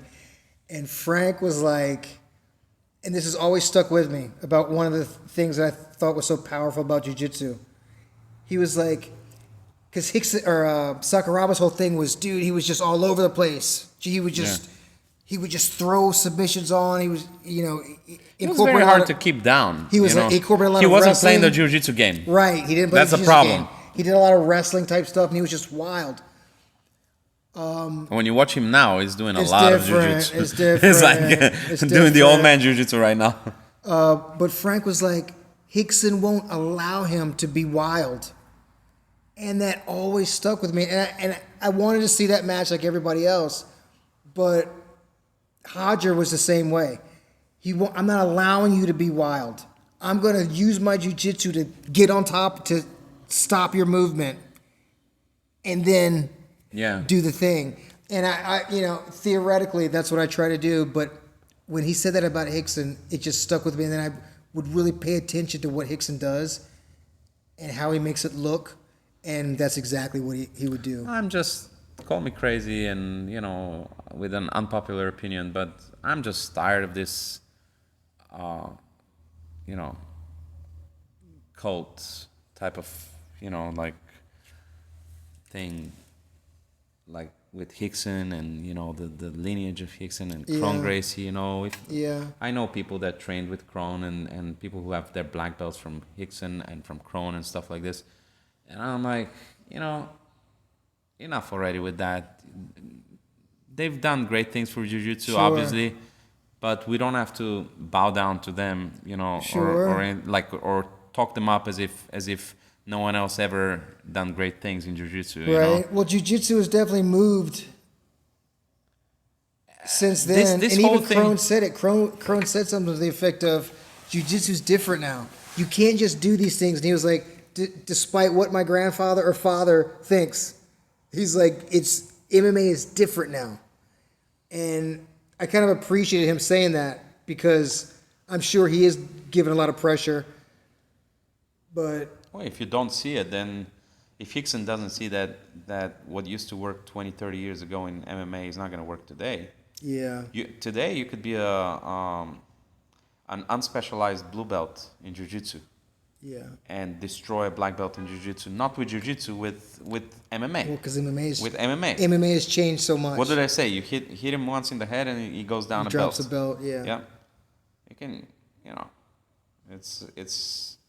it has changed a lot. People train very well-rounded nowadays. They're not training. There are very few specialists nowadays. You know, Right. when I say nowadays, I mean this generation, this Right. third generation that John Right. Jones is fighting. You know, there's very few specialists, and I give a lot of credit for that to GSP, by the way, Yes. because GSP was a stand-up specialist, but he was a karate specialist, and the karate is not exactly something that will serve you well in It can in serve MMA. you in pieces, In but pieces where not he wide credits his karate swaths. with his distance management Sure. and all that. I mean, you could do the Sure. same thing. You could do the same thing if you did Muay Thai or Or boxing. boxing, yeah. Of course, but or just sparred a lot. But nowadays, but he was a specialist in the sense that he got his black belt in Kyokushin, I think was karate, and then he got a black belt in Jiu-Jitsu. But when he was winning, I don't think he was a black belt yet. When he was a champ in Jiu-Jitsu, I think it was brown belt or something. But anyway, he got his he started training Jiu-Jitsu relatively late with Faraz. They were going to He would they were drive training up in there. Montreal, and then they would drive up to they would take the train to New York, train there and all that stuff, and then go back. You know, they would go every weekend and then go back. Fucking So he crazy. would commute like crazy. Shit. And he was like doing security or had some cheesy job. GSP, he was a garbage truck That's man. right. Yeah, he was not That's the garbage right. truck driver. He was the garbage truck guy that was picking up the That's so crazy. Here is a little different. I think there was only the driver does all the work. It's America, right? We're trying to cut on labor. But in Canada, they Blame Canada. they do it a little different. Yeah, so GSP was the one who actually, I mean, not the one, but one of the first that actually integrated everything into the sport. And he became, after the Matt Hughes saga, he became a really good wrestler. As in, he dominated the wrestling against Matt Hughes. Oh, no, it was not just him. Yeah. incredible. And he integrated it into his game. It was just impressive. Yeah, he's wrestling against D1 wrestler Josh Koscheck and all that. Oh, Crazy. and he lit him up And with he told jabs. he said it first. He said busted him said up. it before the fight. He said, "I'll take him down. I'll beat him up." And Josh Koscheck was like, he said he'll take me down. Okay, good luck with that. Yeah. And he took him down like 16 Dude, times it was insane. with jabs. Yep. It's crazy. GSP is the man. Yep, definitely. But before we close out, I actually wanted to ask you that about the main card from the other day. Kayla Harrison. I think she got her striking got exposed badly. I think she didn't do enough. She didn't. She knew it too. That girl was fairly tough, but everyone was expecting her to be super dominant. That girl had a 90% and above takedown defense in her See, that's what I'm fight. saying. That was a good. And Kayla took her down like 2 or 3 times, but she couldn't take her down at will. She couldn't, and Kayla got damaged. Yeah, she said A little it bit. was the first time she'd ever bled in a fight, Excuse me. and it motivated her. Yeah. I still think she's gonna do the thing. She's gonna get the title.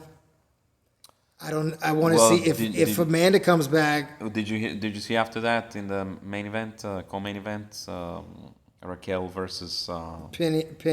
Pena took it and said that they asked her specifically, and Kayla was watching from the locker room. Yeah, it looks to me like she's running. Yeah, That's that's how what it- Kayla was saying. You're running. That's how it looked to everybody. What are you talking about? She wants. They asked her. Joe Rogan asked her. Are Amanda Nunes isn't even in the UFC. yeah. She's gonna come out of retirement. Yeah, but It's when like, is that why? gonna be? But why also? Why? When is that supposed to be? You have to. That's. Chael Sonnen thought that was a cool troll job, but I think like DC or some other analyst was like, "What is she talking about?" I think it was DC. It just looks to me. It looked bad. It looked bad, looks like especially you're when scared. they put Kelly Harrison on the screen, Yeah, on the it's split like screen. it's like you look scared. Yeah. You know you're gonna have to deal with her at some point. You might as well just go on and get yourself ready for it, even if you Her were jiu-jitsu scared of is her. really good. Pena? Yeah, Juliana. Yeah, her standing was a little bit sketchy. It is sketchy, but so is Kayla's. This thing is gonna come down to. Do you think it's as sketchy as Juliana Pena's though? I don't think Kayla Harrison is super technical, but she'll throw. Whereas girl, her throwing was real stiff. Yeah, I know. It was stiff. It was weird. You know. It was weird. It's kind of hard to see. I think. So was what was the opponent's name? So was Khabib's Raquel just got tired. Raquel got tired, and also Raquel. And she couldn't handle the.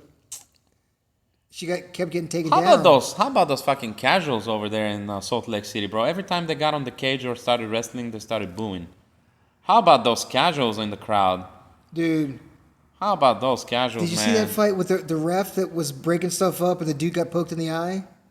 No, which one was that? Dude got poked in the eye like 4 times. No, that must have been in the prelims. That might have been in the prelims. Yeah, I'll watch him later. I mean, not later, because later. But after all the poke in the eyes, the one guy would get close to him and he'd get up against the fence and the ref would break him up. Dude, fucking Joe Rogan was like, "What are you doing?" Mark Goddard? No, it was a brand new guy. Oh. It was a brand new guy. He had never done that before, and he got fired after that night. Oh shit. Oh, that wasn't this fight. Oh no, it was. There was this past one. Mark Goddard has. He's pretty good. By the way, Mark Goddard, yeah, he's very good. He's a Jiu-Jitsu guy. Oh, I didn't know that. Yeah. He's black belt under, I think, Roger Gracie. Roger or what's Braulio, one or the other. I can't remember. I think Roger. Over there. Yeah, I think Roger Gracie. And Mark Goddard had. He has a history of, people get on the cage and they start, and like they did in, I can't remember which fight it was, but I think it was the Kayla Harrison fight. They got on the cage and they were like, boom, boom, boom. Kayla was throwing knees, but they didn't really connect. They were connecting, but they weren't, The other chick was, Caitlin, whatever, she was punching her with rabbit punches in the rib cage here. She was connecting, but she wasn't really. There was some action, but it was kind of obvious action where you guys could do better. Right. So he would separate them. But he gave him like 2 warnings, and then on the third one. Yeah. But, there's something to be said about this. I understand that it's a spectator sport, but it's fought in rounds. There are 3 rounds. You get someone on the wall, you hold them there, you strike them, you hit them, You're and all that scoring. stuff. No, not only that, you're wearing them down. They're carrying your weight, You're pinning them to the wall. They're carrying your weight. This is not very comfortable to be pinned against. Right. This is not, for those of you who haven't done this in a cage, if you've ever done it on a padded wall, like we have a padded wall down here also.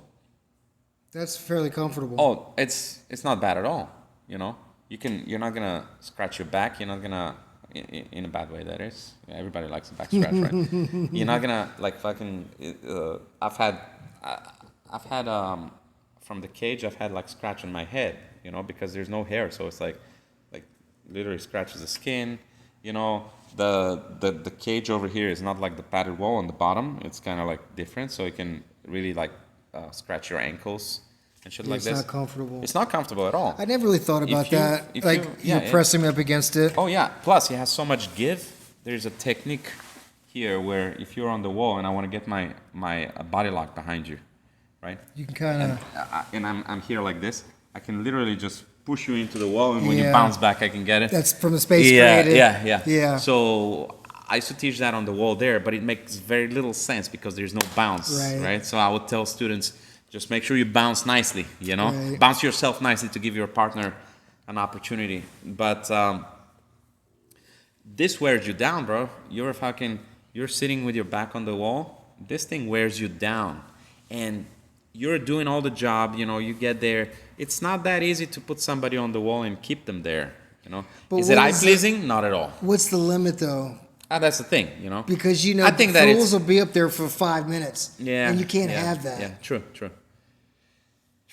Have you seen that fight, Vale-Tudo fight with John Lewis? John Lewis. John Lewis was That's fighting. back in the day. He was fighting. Was it Ralph Gracie? Maybe. John Lewis was tall, right? And he was on the thing, and he just put his arm over the wall, and he kind of pulled himself up. I was like, it's fucking hilarious. I guess at the time you were allowed to hold it and stuff like this. He was but one of the then- first like grappler. Oh, he's an dudes. OG, yeah. Yeah. He's a very, very good black belt. Like, when did he get his black belt? Early 90s? Yeah. Mid 90s, maybe? Old school. Yeah, he already got his black belt in the mid 90s. He must have started in the mid 80s sometime. So what do you think about the main event? Well, let me ask you before the main event. Let me Yeah. ask you about Kevin Holland. There was with, what's his name? With the Georgian guy. Kevin Holland fucked up his rib. Yeah. And I think That was quick. a lot of people, that when he did it, I was like, something happened because even Yeah, the I ref didn't- heard him and said, "Are you okay? Are you okay?" And then he kept taking the beating. I didn't know. I I didn't thought know it was what his happened. arm. I thought he fucked up his arm on the way, like because he turned and his arm got caught behind, and I thought that this was what happened. But he actually, I don't think he cracked the rib. Joe Rogan said he cracked the rib. I don't think so. I think it was the cartilage. Yeah, like He popped. He popped. Yeah. Very painful. So for those of Yeah. you who think that this is like, first of all, for him to finish the round and to even consider going back. And he was mounted, getting smashed. That's what I thought the damage came from. Yeah. Even though I didn't look it, I was just like, No. It why happened can't he before fi- that. It happened before that on the Yeah. turn. He Yeah. turned himself. He caused it to himself. But the thing is that I've had this thing happen to me twice. Once on this side and once in the back in the That floating happened ribs. to me too, dude. It's painful. It's painful. You can't breathe. You can't breathe, and You can't anything breathe. that you do. Yeah, anything you do, you can't sleep at night. It's- and that's after. I couldn't imagine fighting No, it's 2 more rounds. He's gonna be out for a few months until this thing heals. There's nothing you can do to make it heal faster. Yeah. There's no. The rehab you're gonna start is gonna be after it heals, but you can. It's cartilage, and you can't make it heal any Because faster. I think than that. there's probably like a little spectrum of how bad it is. Of course. Because yeah. when I remember you could tear it badly. one time I had it when I was wrestling in college, and I could get tape around it, It's because it holds it in place. and it was stable. It still hurt, and I couldn't go like all the way live. No, you can't. That's but the I problem. but I could still like go to practice. Yeah. But then it happened when I was training at Fabricio's one time. A guy had me in a guillotine with full guard, and I was just all curled up. And Well, you're crazy when people get you in a submission. You're trying to get out of there like your life depends on it. He had me. My body. I was just totally immobile, and I was just bent over, and he just extended, and we both. Oh, you extended? Dude, we felt. I was just curled up, and he kind of did that. Oh, it was shit. just like pop. That's actually a bad technique to finish a guillotine. Dude. Extending. That's Yeah. but still. Because he was so high on me, he was so high with his guard, and dude, Maybe, yeah, I I was see what so you mean. Yeah. rounded. Yeah, I I see didn't what have. you mean, There's yeah. nothing I could do, and he just Yeah. Maybe I don't know. and I I wasn't there. felt and heard that, and that put me out for like I couldn't go Yeah. to jiu-jitsu for a minute. Yeah, it was a sad story that it ended that way. I think Yeah. that he did the right thing. I think that his corner asked him, "Can you continue?" I think that he did the right thing to say no. See, to I it. thought his corner just stopped it. No, I think he I didn't did think it. they gave him an I option. think they started talking to him about what to do in the next round, and then they asked me, "Can you go? Can you go?" And he's like, "I don't know," because he was wincing every time he goes like, Yeah. "Man, that shit is bad." Conor McGregor was like talking all kinds of foolishness about it. There's guys saying that he like quit. I'm like, About this fight? yeah, That he quit, yeah, bro. dude. I'm like, shut up. You Especially for Of Conor course he McGregor. quit. Yes, he quit. He quit because His of that. body It's was broken, just yeah. like Conor did when he broke his leg against. But I'll tell Dustin. you what I didn't appreciate. As soon as the fight was stopped, the Georgian guy, and I forgot his name, Dolidze? No, what's his name? Roman Dolidze. Roman Dolidze, yeah. He went up to say to him, hey, whatever. They talked for a few seconds, and it looked like a very sportsman-like thing. And then the Roman turns around, and he goes like, he's all fucking, like, bro, you didn't do it. You did it because you took the guy down. Yeah. That was all you did. Yeah, that was all you did. Don't trip. The reason you actually ended up on top was because you couldn't get out of there because Yeah. of that. Kudos, You don't I know. You don't but celebrate it don't like celebrate that. that shit, man. You got the win. It really pissed me off. You got the win. Good on you. Good on you. But yeah. don't. You start taking pictures after that, like, Yeah. Of course, it's a long camp. I get it. That's the culmination of a camp, you know? Just like you are entitled to be super disappointed with a loss. Right. You know? Of course you are. Dude, you lose a fight after 2 months of camp, 8 weeks, 9 weeks, whatever you take. You fucking go to the locker room and you throw something on the ground. Yeah. It's understandable. Yeah. You know? Yeah. But be graceful in loss and win, you know? Yeah, that doesn't look the best when you're celebrating. Yeah, I did not like that. That's what I wanted to talk to you about, the injury itself and the celebration afterwards. Yeah. He looked very respectful, and then he turns around. Like, literally, he shook his hand and all that stuff, and then he turns around and he goes to the crowd like Yeah, you see, weird. I told you. Bro, I would. don't. Yeah, I think that was definitely. That was a low moment. I don't even want to say in bad taste. It was in bad taste. Okay, what I consider more in bad taste, this might have been on the prelims, but there's this girl, her name is Aileen something. She's art from Argentina, and she's the one that always twerks on people. Oh, yeah. Oh, yeah, I saw that, yeah. Oh. Dude, first of all, she was overweight for the fight. She came in, she missed weight, beat the girl, handled her, got up, did the twerk thing, and then, insult to injury, she took the girl's place in the rankings. Yeah. The rankings moved her. My thing is, first of all, how do you move rankings when you miss weight? You shouldn't move rankings when you miss weight. You broke the contract. That fight is the victory. The only reason you're fighting is because the other girl agreed to fight you. Because she needs a paycheck because she already spent money on the camp and stuff. Yeah. But the twerking. They would give her the purse anyway. She would still get paid.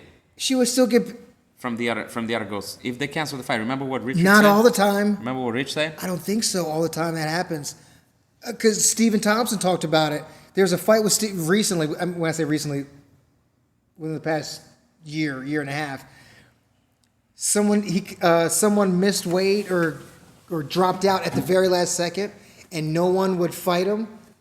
And he was like, "I expect the UFC to still pay me," and they were like.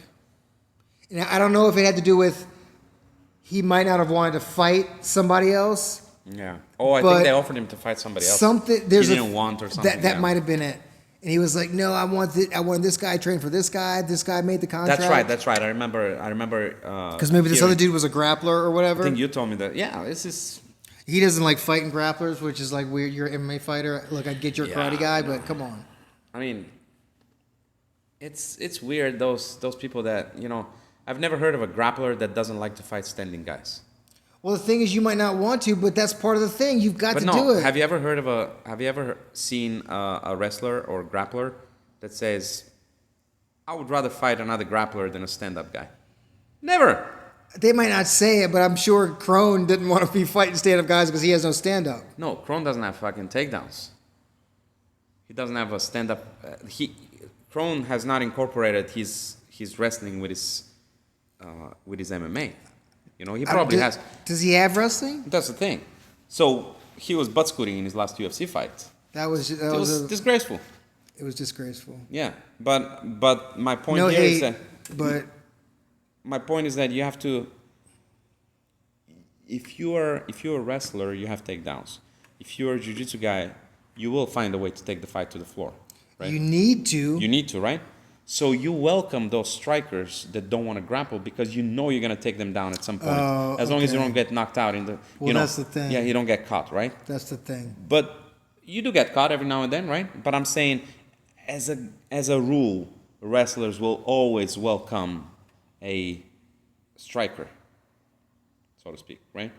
But strikers don't want to fight wrestlers because they don't want to end up on the ground. It totally takes them out of their. And that takes them out of their element. Their offensive which capacity. you want to take them out of their element, but right. But wait a second. So what? So that settles an argument, I think, about which martial art is more suitable for MMA. That settles an argument right there. I have nothing against strikers. In fact, I love watching striking. Like we discuss boxing and stuff like this. I do too. I love watching kickboxing, Glory, and all that stuff. Muay Thai and I think it's great. Well, I love watching MMA stand-up fights, and I love watching grappling. I love watching the mix of it. You got a point, because the only strikers that are really good at avoiding a takedown are strikers that have trained a lot avoiding a takedown, and that's going to be no person out there, as in the street. Yeah. So in the street, I definitely think jiu-jitsu is the number one martial art. Yeah, jiu-jitsu, wrestling, whatever you can do. Jiu-jitsu, wrestling. Yeah, whatever you can do to take the other person to the ground Right. and keep them down, And jiu-jitsu is, if you're a wrestler and you learn a couple of submissions and you learn how to escape from your back. You're good. Because wrestlers have a problem when they're on their back. Well, that's all that happened in MMA. Once those dudes were like, okay, Ken Shamrock, he was like, okay, I know a way to defend the armbar, and I can defend a triangle, and I can keep them from taking me down against Hoist.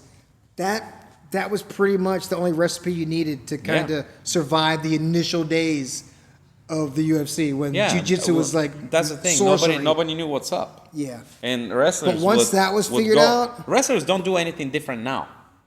They fight the same way. They get into the close guard and they start pounding and grounding and pounding, whatever. And that's great. Yeah. What's different is that they know where the attacks are going to come from. Right. Well, back then, Dan Severn had no fucking idea when the attack. He knew actually. After a while, he became quite. It was hard to stop in the beginning. In the beginning, the arm bars and the triangles. In the beginning, not just Dan Severn. But he was like one prolific wrestler who actually went on to to do great things in UFC. But wrestlers didn't know what to expect when they got there. They were like, okay, I'm on top. I got two fists, and then boom, next thing, you also got a neck and an elbow, right? Well, I mean, they had.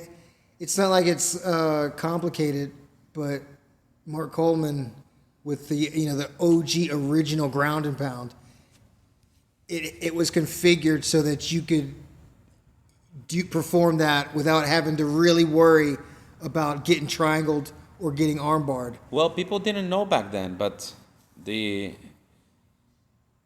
whether you're in the ring or in the cage, when you put their back on the cage, on the wall, or under the ropes of the ring, they can play close guard all they want, but it becomes ineffective at that point because they can't swivel their body, right? Right. That's when you start ground and pound. So they would get caught right here, right? And then they wouldn't, like nowadays you will see them pick up the guy and literally put his back or his head on the wall, and then start ground and pounding, and it's like so little you can do. Actually, I think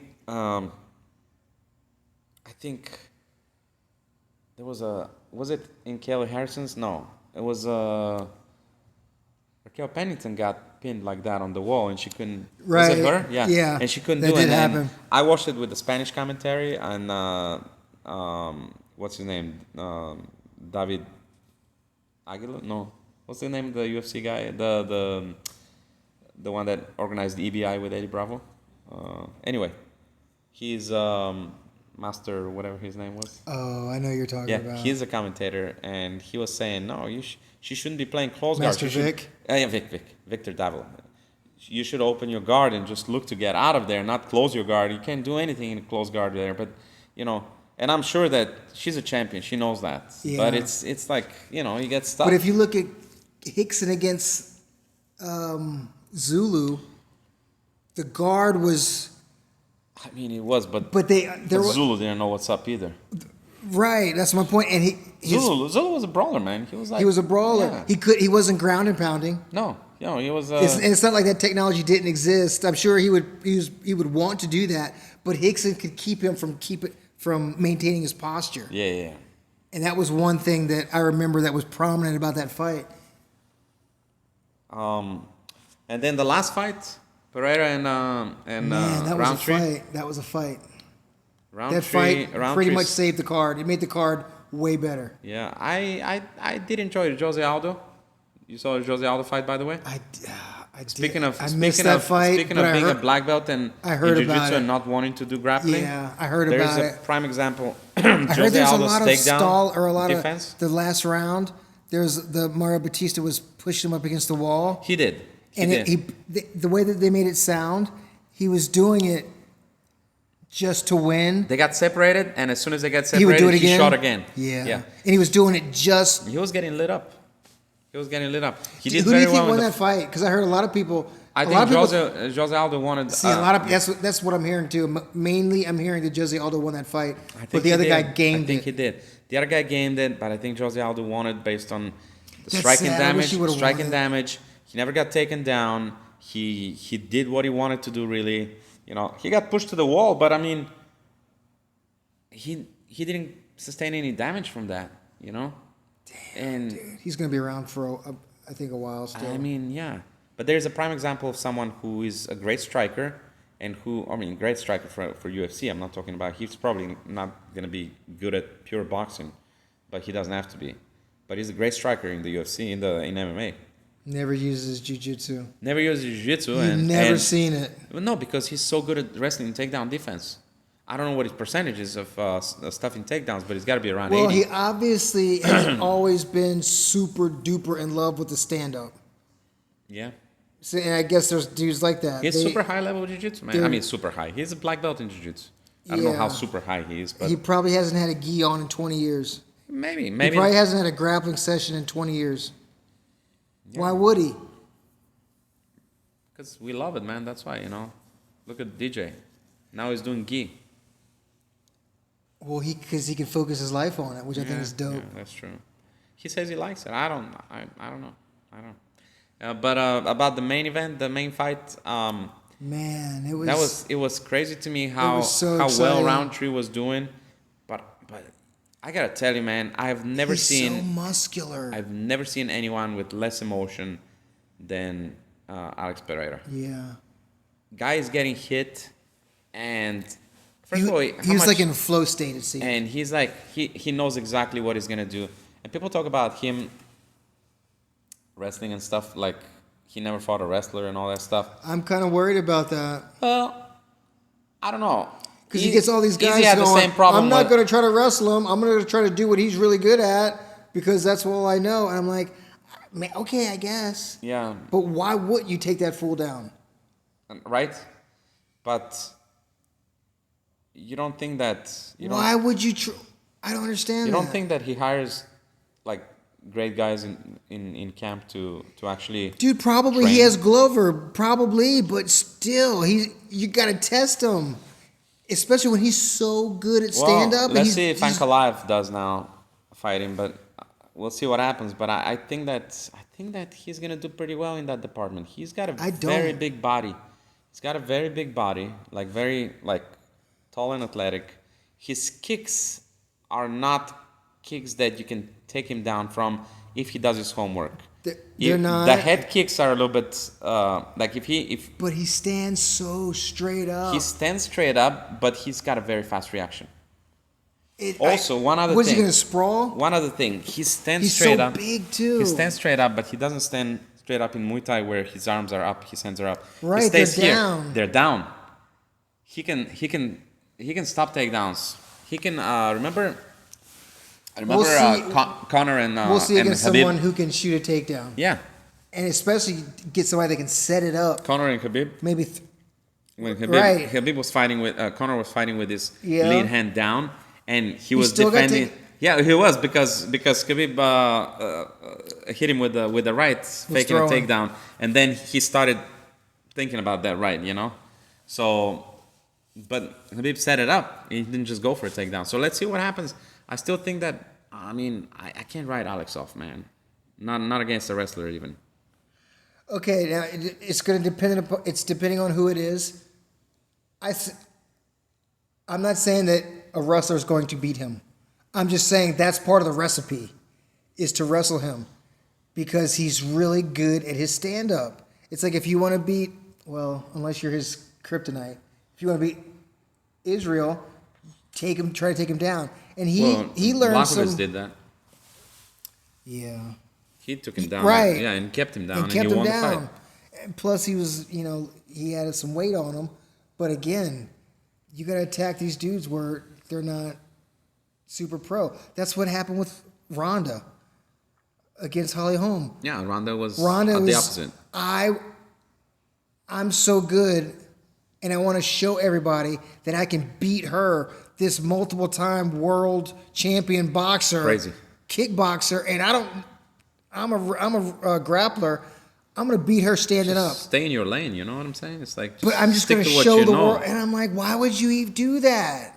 Why would you It ended do her that? career.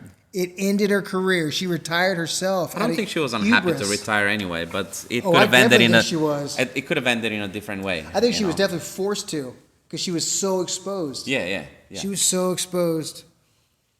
I mean, I felt bad Who for else her. did she fight after that? Amanda Nunes. Yeah, Amanda Nunes beat her up. And Amanda Nunes beat her up. She beat her up too, yeah. And Amanda Nunes is something else, man. She's something. That- Dude, did you see that the lady thing when was she was fucking- dancing? She sent that message to Dana White.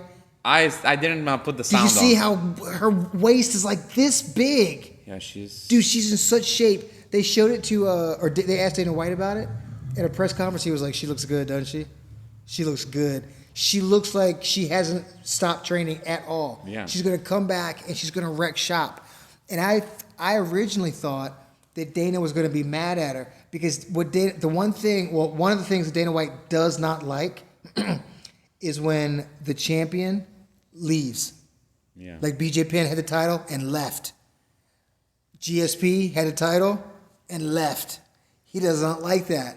Amanda Nunes won the title and left. Like when Henry Cejudo did it too. Yeah. He was mad. He won the title and then retired.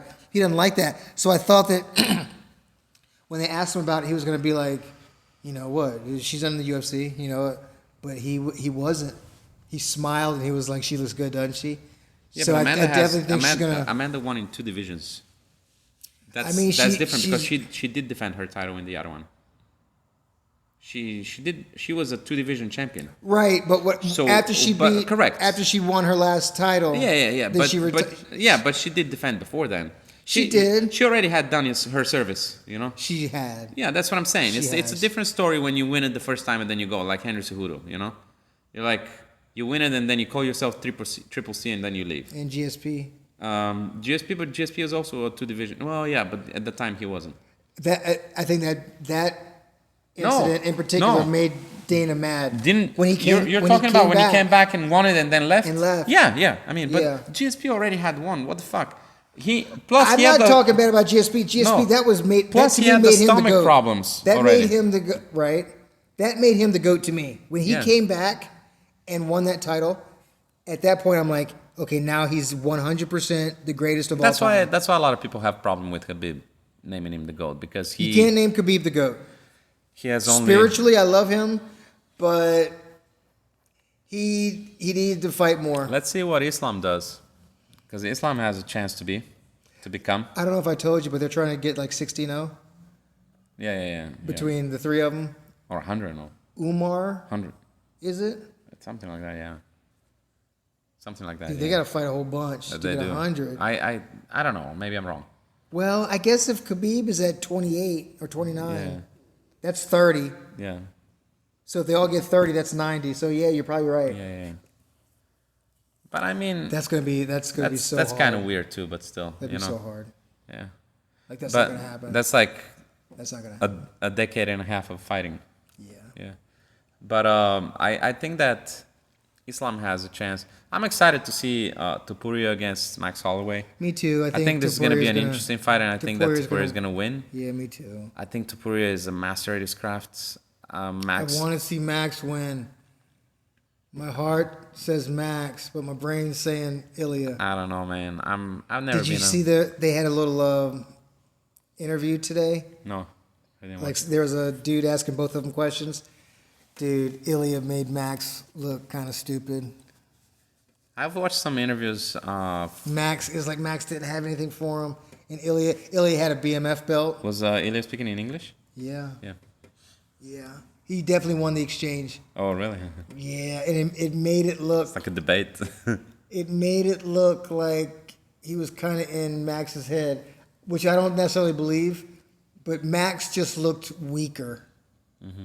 And Ilya just was like, dude, I'm going to beat you, and you know it. I'm going to beat you up. That's just how it felt. Yeah. I know Max is a fighter, and I'm rooting for Max, and I want Max. Ilya sounds like a very intelligent person. I've seen some interviews of his on Spanish TV. at a late night show or something, whatever, you know. He and his brother. His brother also fights. His brother just got signed to the UFC. Oh, he did? Yep. Nice. And they were like, they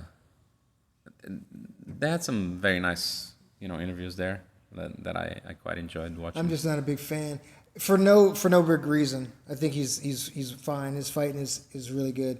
It's just that it's kind of annoying to me when people as soon as people become champions and then they're just like, oh, I don't want to fight. No one's worthy to fight them, and it's like, dude, you just got here. But how You're long talking has it been about since you fighting fought? Connor, talking about fighting for your second title, and it's not just Ilya. It's whenever a champion does this, I'm like, dude, you know, defend your title a couple times, and then, you know, get like bougie. Yeah, But I see what you mean. We'll see. There's a lot of money involved in that. You know, there's a lot of money involved in And that. I get it. You defend the title a couple of times, you lose it, the money dries up a little bit. Like you know, Merab, everyone's like, oh, Merab just got the belt. Oh, you fight Umar. Merab is like, damn, can I hold the title? Can I just like enjoy it for a second? You're gonna put me up against Umar, who's like the baddest guy. and not only that, the other thing is Merab. I don't know. I think that Merab has paid his dues He to get to the definitely title. has. He to get definitely. to That's the what I'm title. saying. 100%. There are people that are 100%. fast tracked to the title shot, He like wasn't. Kayla Harrison, for example. Sure. Like Bo Nickel is Bo one of those Nickel. that's going to get These sweethearts. Yeah, they have a lot of Sean O'Malley. Sean O'Malley, but specifically Bo Nickel and Kayla Harrison, they have so much pedigree from before, Right. that they find them easy fights to get to. Like a boxing kind of thing. Kind of like we'll warm you up, we'll build Yeah. your record here, but we all know you're fighting bench warmers, right? Patty Pimblett. Yeah.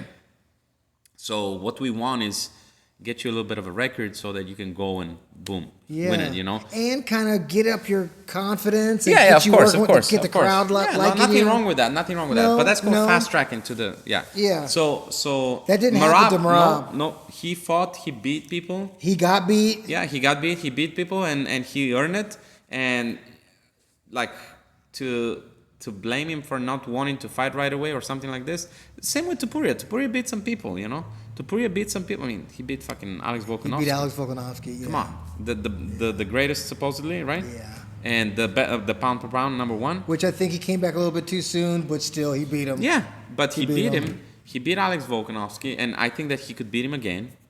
I Like do too. I just think that he could beat him again. I think we were talking about in the very beginning, how fast the sport moves. I don't think Alex, and I would love to see him prove me wrong, but I think Alex that's happening Yeah, to him too. it's happening, and He that's won't with the be knockout. Yeah, Alex Volkanovski ever again. no, I no, hope and, not. And to be honest with you, it's okay if he doesn't. It's tough at the top. It's abusive. It's crazy up there. Crazy, And once you step off of it, getting back there, it's the hardest bro thing. has a family and all that in Australia. He's Yeah. a millionaire. Fucking live your life, man. Don't go back there. Every knockout from here on out is gonna cost you 10 years of your life. Because probably. these fights he's in, man, those 3 fights against, I mean, he's taken a bunch of, he's got wear and tear. You know, and his body, he used to be like 200 and something pounds. Yeah, he's cutting weight That's and all crazy. That's just a lot of pressure. And then after he had that little, not breakdown, but he was just drinking a lot because he wasn't focused. Yeah. You know, things start to go from physical to mental. Dude, I get it. There's a bunch of pressure. There's just a bunch of pressure in that type of lifestyle. And, you know, we'll see what happens. And he could be like Max and still have, because I don't think Max will ever be Max Holloway again either. But he can still have an exciting career. Yeah. You know, he had the resurgence at UFC 300, which I was super proud of him for. But he's probably not going to win this fight. His only chance, I think, is if he ends up taking it into super deep water, and if he can just out-tough Ilya. But I don't see that happening. I don't know if it will, man. I don't know about Ilya's. I haven't seen enough of his fights. I don't know about his gas tank. I've seen all of his fights. I mean, his gas tank is all right, but he's been in how many 5-round fights unlike Max. Just like 2. Probably, yeah. I can't remember, but Max has been in like 100. and he hasn't been in the entire 5 rounds. So who knows?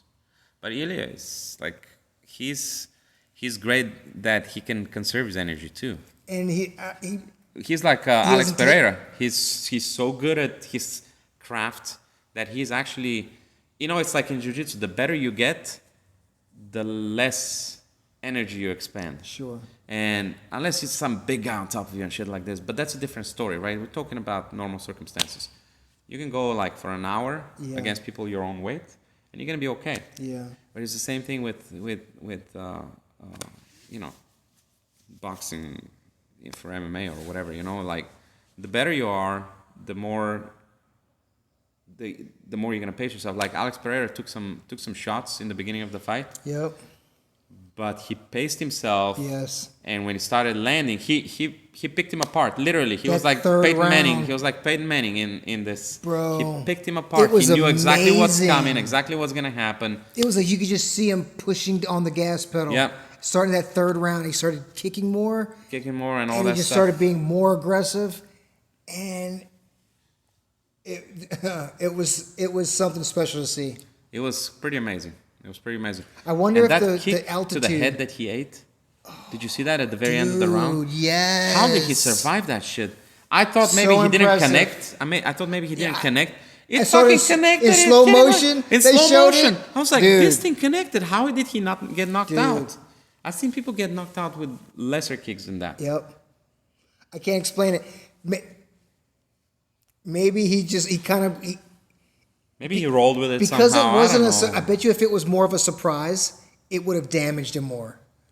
But I think he could kind of see it coming, and he could kind of like get his little guard up. The other thing is I've noticed that kicks that hit you here don't really knock you out. But Yeah. the kicks that hit you here knock you out. Yeah. And like Krokop was a prime example of that. He would kick people right on top of their head, and the fucking head goes like this, and then Yeah. I guess it kind of rattles like a bobblehead, and the brain Well- inside hits. Whereas here, your head is more stable. But I think if it hits you here, and if it can get you right If behind it gets the you ear, behind the ear, is a different I've story. But seen that. it probably didn't. Dude. It probably didn't. Also, it looked like wasn't. it hit him square, but it hit him square, in a... but it wasn't the shin bone either. Yeah. It was the side of the shin bone here. So it's kind of like really, he got really lucky there. He didn't get knocked Yeah. out, man. I think It was he got close. really lucky. If it would have shifted, it was definitely in a danger missed zone. that one. I don't think he could have got knocked out with anything else, but he missed that one, and it was very close. Yeah, But, Khalil, I think also it might have had the high altitude because he's so muscled. Yeah. Now he can move it, but it just seemed like he only had a couple of those bursts. Yeah, he did. He And might have had 30 for the whole fight. the other thing is that he never followed up with anything. I saw him, It seemed like he was doing the same. He was like da da da da, and then back, and it's and kind then of back. like what we were talking about earlier. And then with he the would guard. retreat back. He would retreat back. to the wall, not to the wall, but to the outside rim, to the outside, to the painted area. So he would go forward, then he would come back. And almost box himself Because against the Raider cage. wanted the center of the cage. He would only leave the center of the cage when Roundtree would come up. Right. He'd go bam bam bam bam, and then back again. Right. So he never really backed him up into a corner. Right. He was always like, okay, well, you're doing this all the time. Okay, yeah. Right. Next time I'll meet you. Right. And he did, and it became. It cost him the fight eventually. Old boy wasn't kicking a bunch. Roundtree. No, he wasn't. No, Which that kind of surprised me. I'm like, dude, you're doing one thing. Pereira kicked him a few times in the leg. He started kicking, and that once he started kicking him, and I don't know why he was doing it later for whatever reason, but that was when he started to. Did you see Kelly Harrison checking those kicks with her front leg? It looked like she would I like didn't bam. notice. She would just turn her knee. Oh really? Yeah, she whatever her name was, Caitlin something. Caitlin she would, Vieira. Yeah, she would kick. She would try to kick because they were southpaw versus. Kayla is southpaw and Caitlin Vieira is orthodox. So Caitlin would kick the front leg here, and Kelly Harrison would just turn it like this, just from here, just like this. but she wouldn't move the whole. It looked like she was breaking her leg, literally. Yeah. It happened a few times, and I wonder. even the commentator said, Did it look "She's done." effective? Yeah, she checked the kicks. She stopped kicking her after that. They said she's done her homework because right away, right off the bat, boom, boom, and then she would kick. She would throw that kick low, with her rear leg. She would kick Caitlin's front leg like a sweep. She actually started the third round with that, and her corner told her, "Why don't you do that kick with the sweep?" And she started the third round with that same kick. It was pretty interesting, from technical point of view. But when it came to the hands, You think she'll handle? You think bad. she's gonna get handled by Amanda? by Amanda, I think she would get I think handled. so, too. Amanda's grappling is nasty. also very good. Very good. I mean, look, Kayla will take you down, but Kayla has to cut weight to get to these kind of situations. She has a cut substantially. Yeah, and Amanda doesn't necessarily. She doesn't. And she's strong. She's very strong, and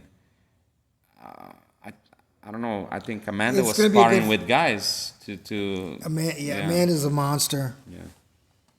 I wonder, and we'll see this when it does happen in the future, but I wonder, because she got beat by Pena, if that kind of chiseled, if that broke her, you know what I'm saying, like her resolve, Yeah. even a little bit, because we know that she can be beat, because Juliana Pena, she's good, but she's not what you would think is like a world beater. Yeah. How did she beat her? I mean, everyone, we saw it. Dude, I think that Was it a bad night for Amanda? Yeah. Amanda? Amanda's striking is so good, so good. Her grappling is so good.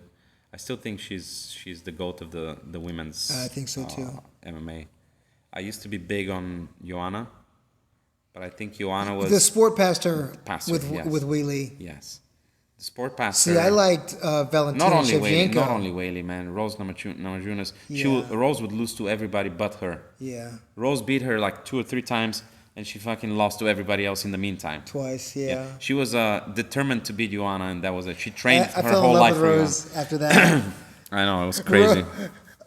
Joanna was like being all rough with her and like, I'm gonna kill you. I'm gonna kill you. Rose is like doing the Lord's Prayer. Well, She's like, Joanna "Lord, did bless that you." with Whaley. Joanna Tried did to that with bully her, Whaley dude. also, and then She looked like wasn't- what's his Yeah. name from Star Trek. I It was know. fucking crazy, man. I've never seen Look, anything like that. Joanna's badass, and I loved her little career when she was like on top. Yeah, For like 4 or 5 matches, dude, she was just killing girls. she had a lot of title defenses. The first match when I saw her win the title, it was against Carla Esparza, I think, Yeah. whose last match was this past weekend. And she just destroyed her. It was like the girl could not figure out. She was just getting beat up. She could not get a takedown. She could not get in. She had some good fights with Valentina also. Joanna and Valentina. Remember they had fought previously in kickboxing or Muay Thai or something? No, I didn't know that. Yeah. Oh, I think I did. And then in But the UFC, Valentina Valentina beat beat her. her. Yeah. Yeah. She was already going down in terms Yeah. of MMA career. I think Valentina had less mileage in terms of fights at this point. Yeah, and the sport moved past Valentina. yeah. Or past Joanna. Her stuff was you know, good. you can actually make. Speaking of which, you can make a case for Valentina being the GOAT of women. You definitely could. But she got beat by old girl twice. Who's bigger, but Well, she didn't get beat twice. she has gotten beat twice. Once in one draw, no? I think she got beat twice by Amanda. Oh, by Amanda. Yeah. Valentina. Yeah. Did she get beat by Amanda twice? I think so. Let's look this up and call it a day. Yeah. Valentina.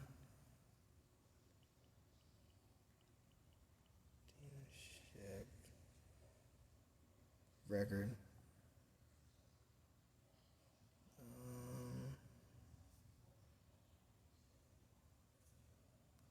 I don't even know what to look up. Okay.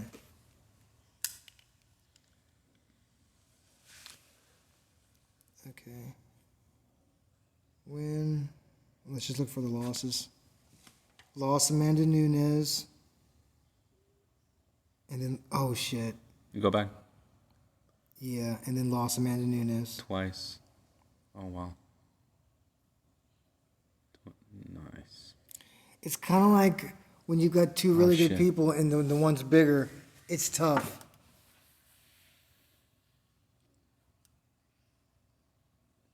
She beat Juliana Pennant.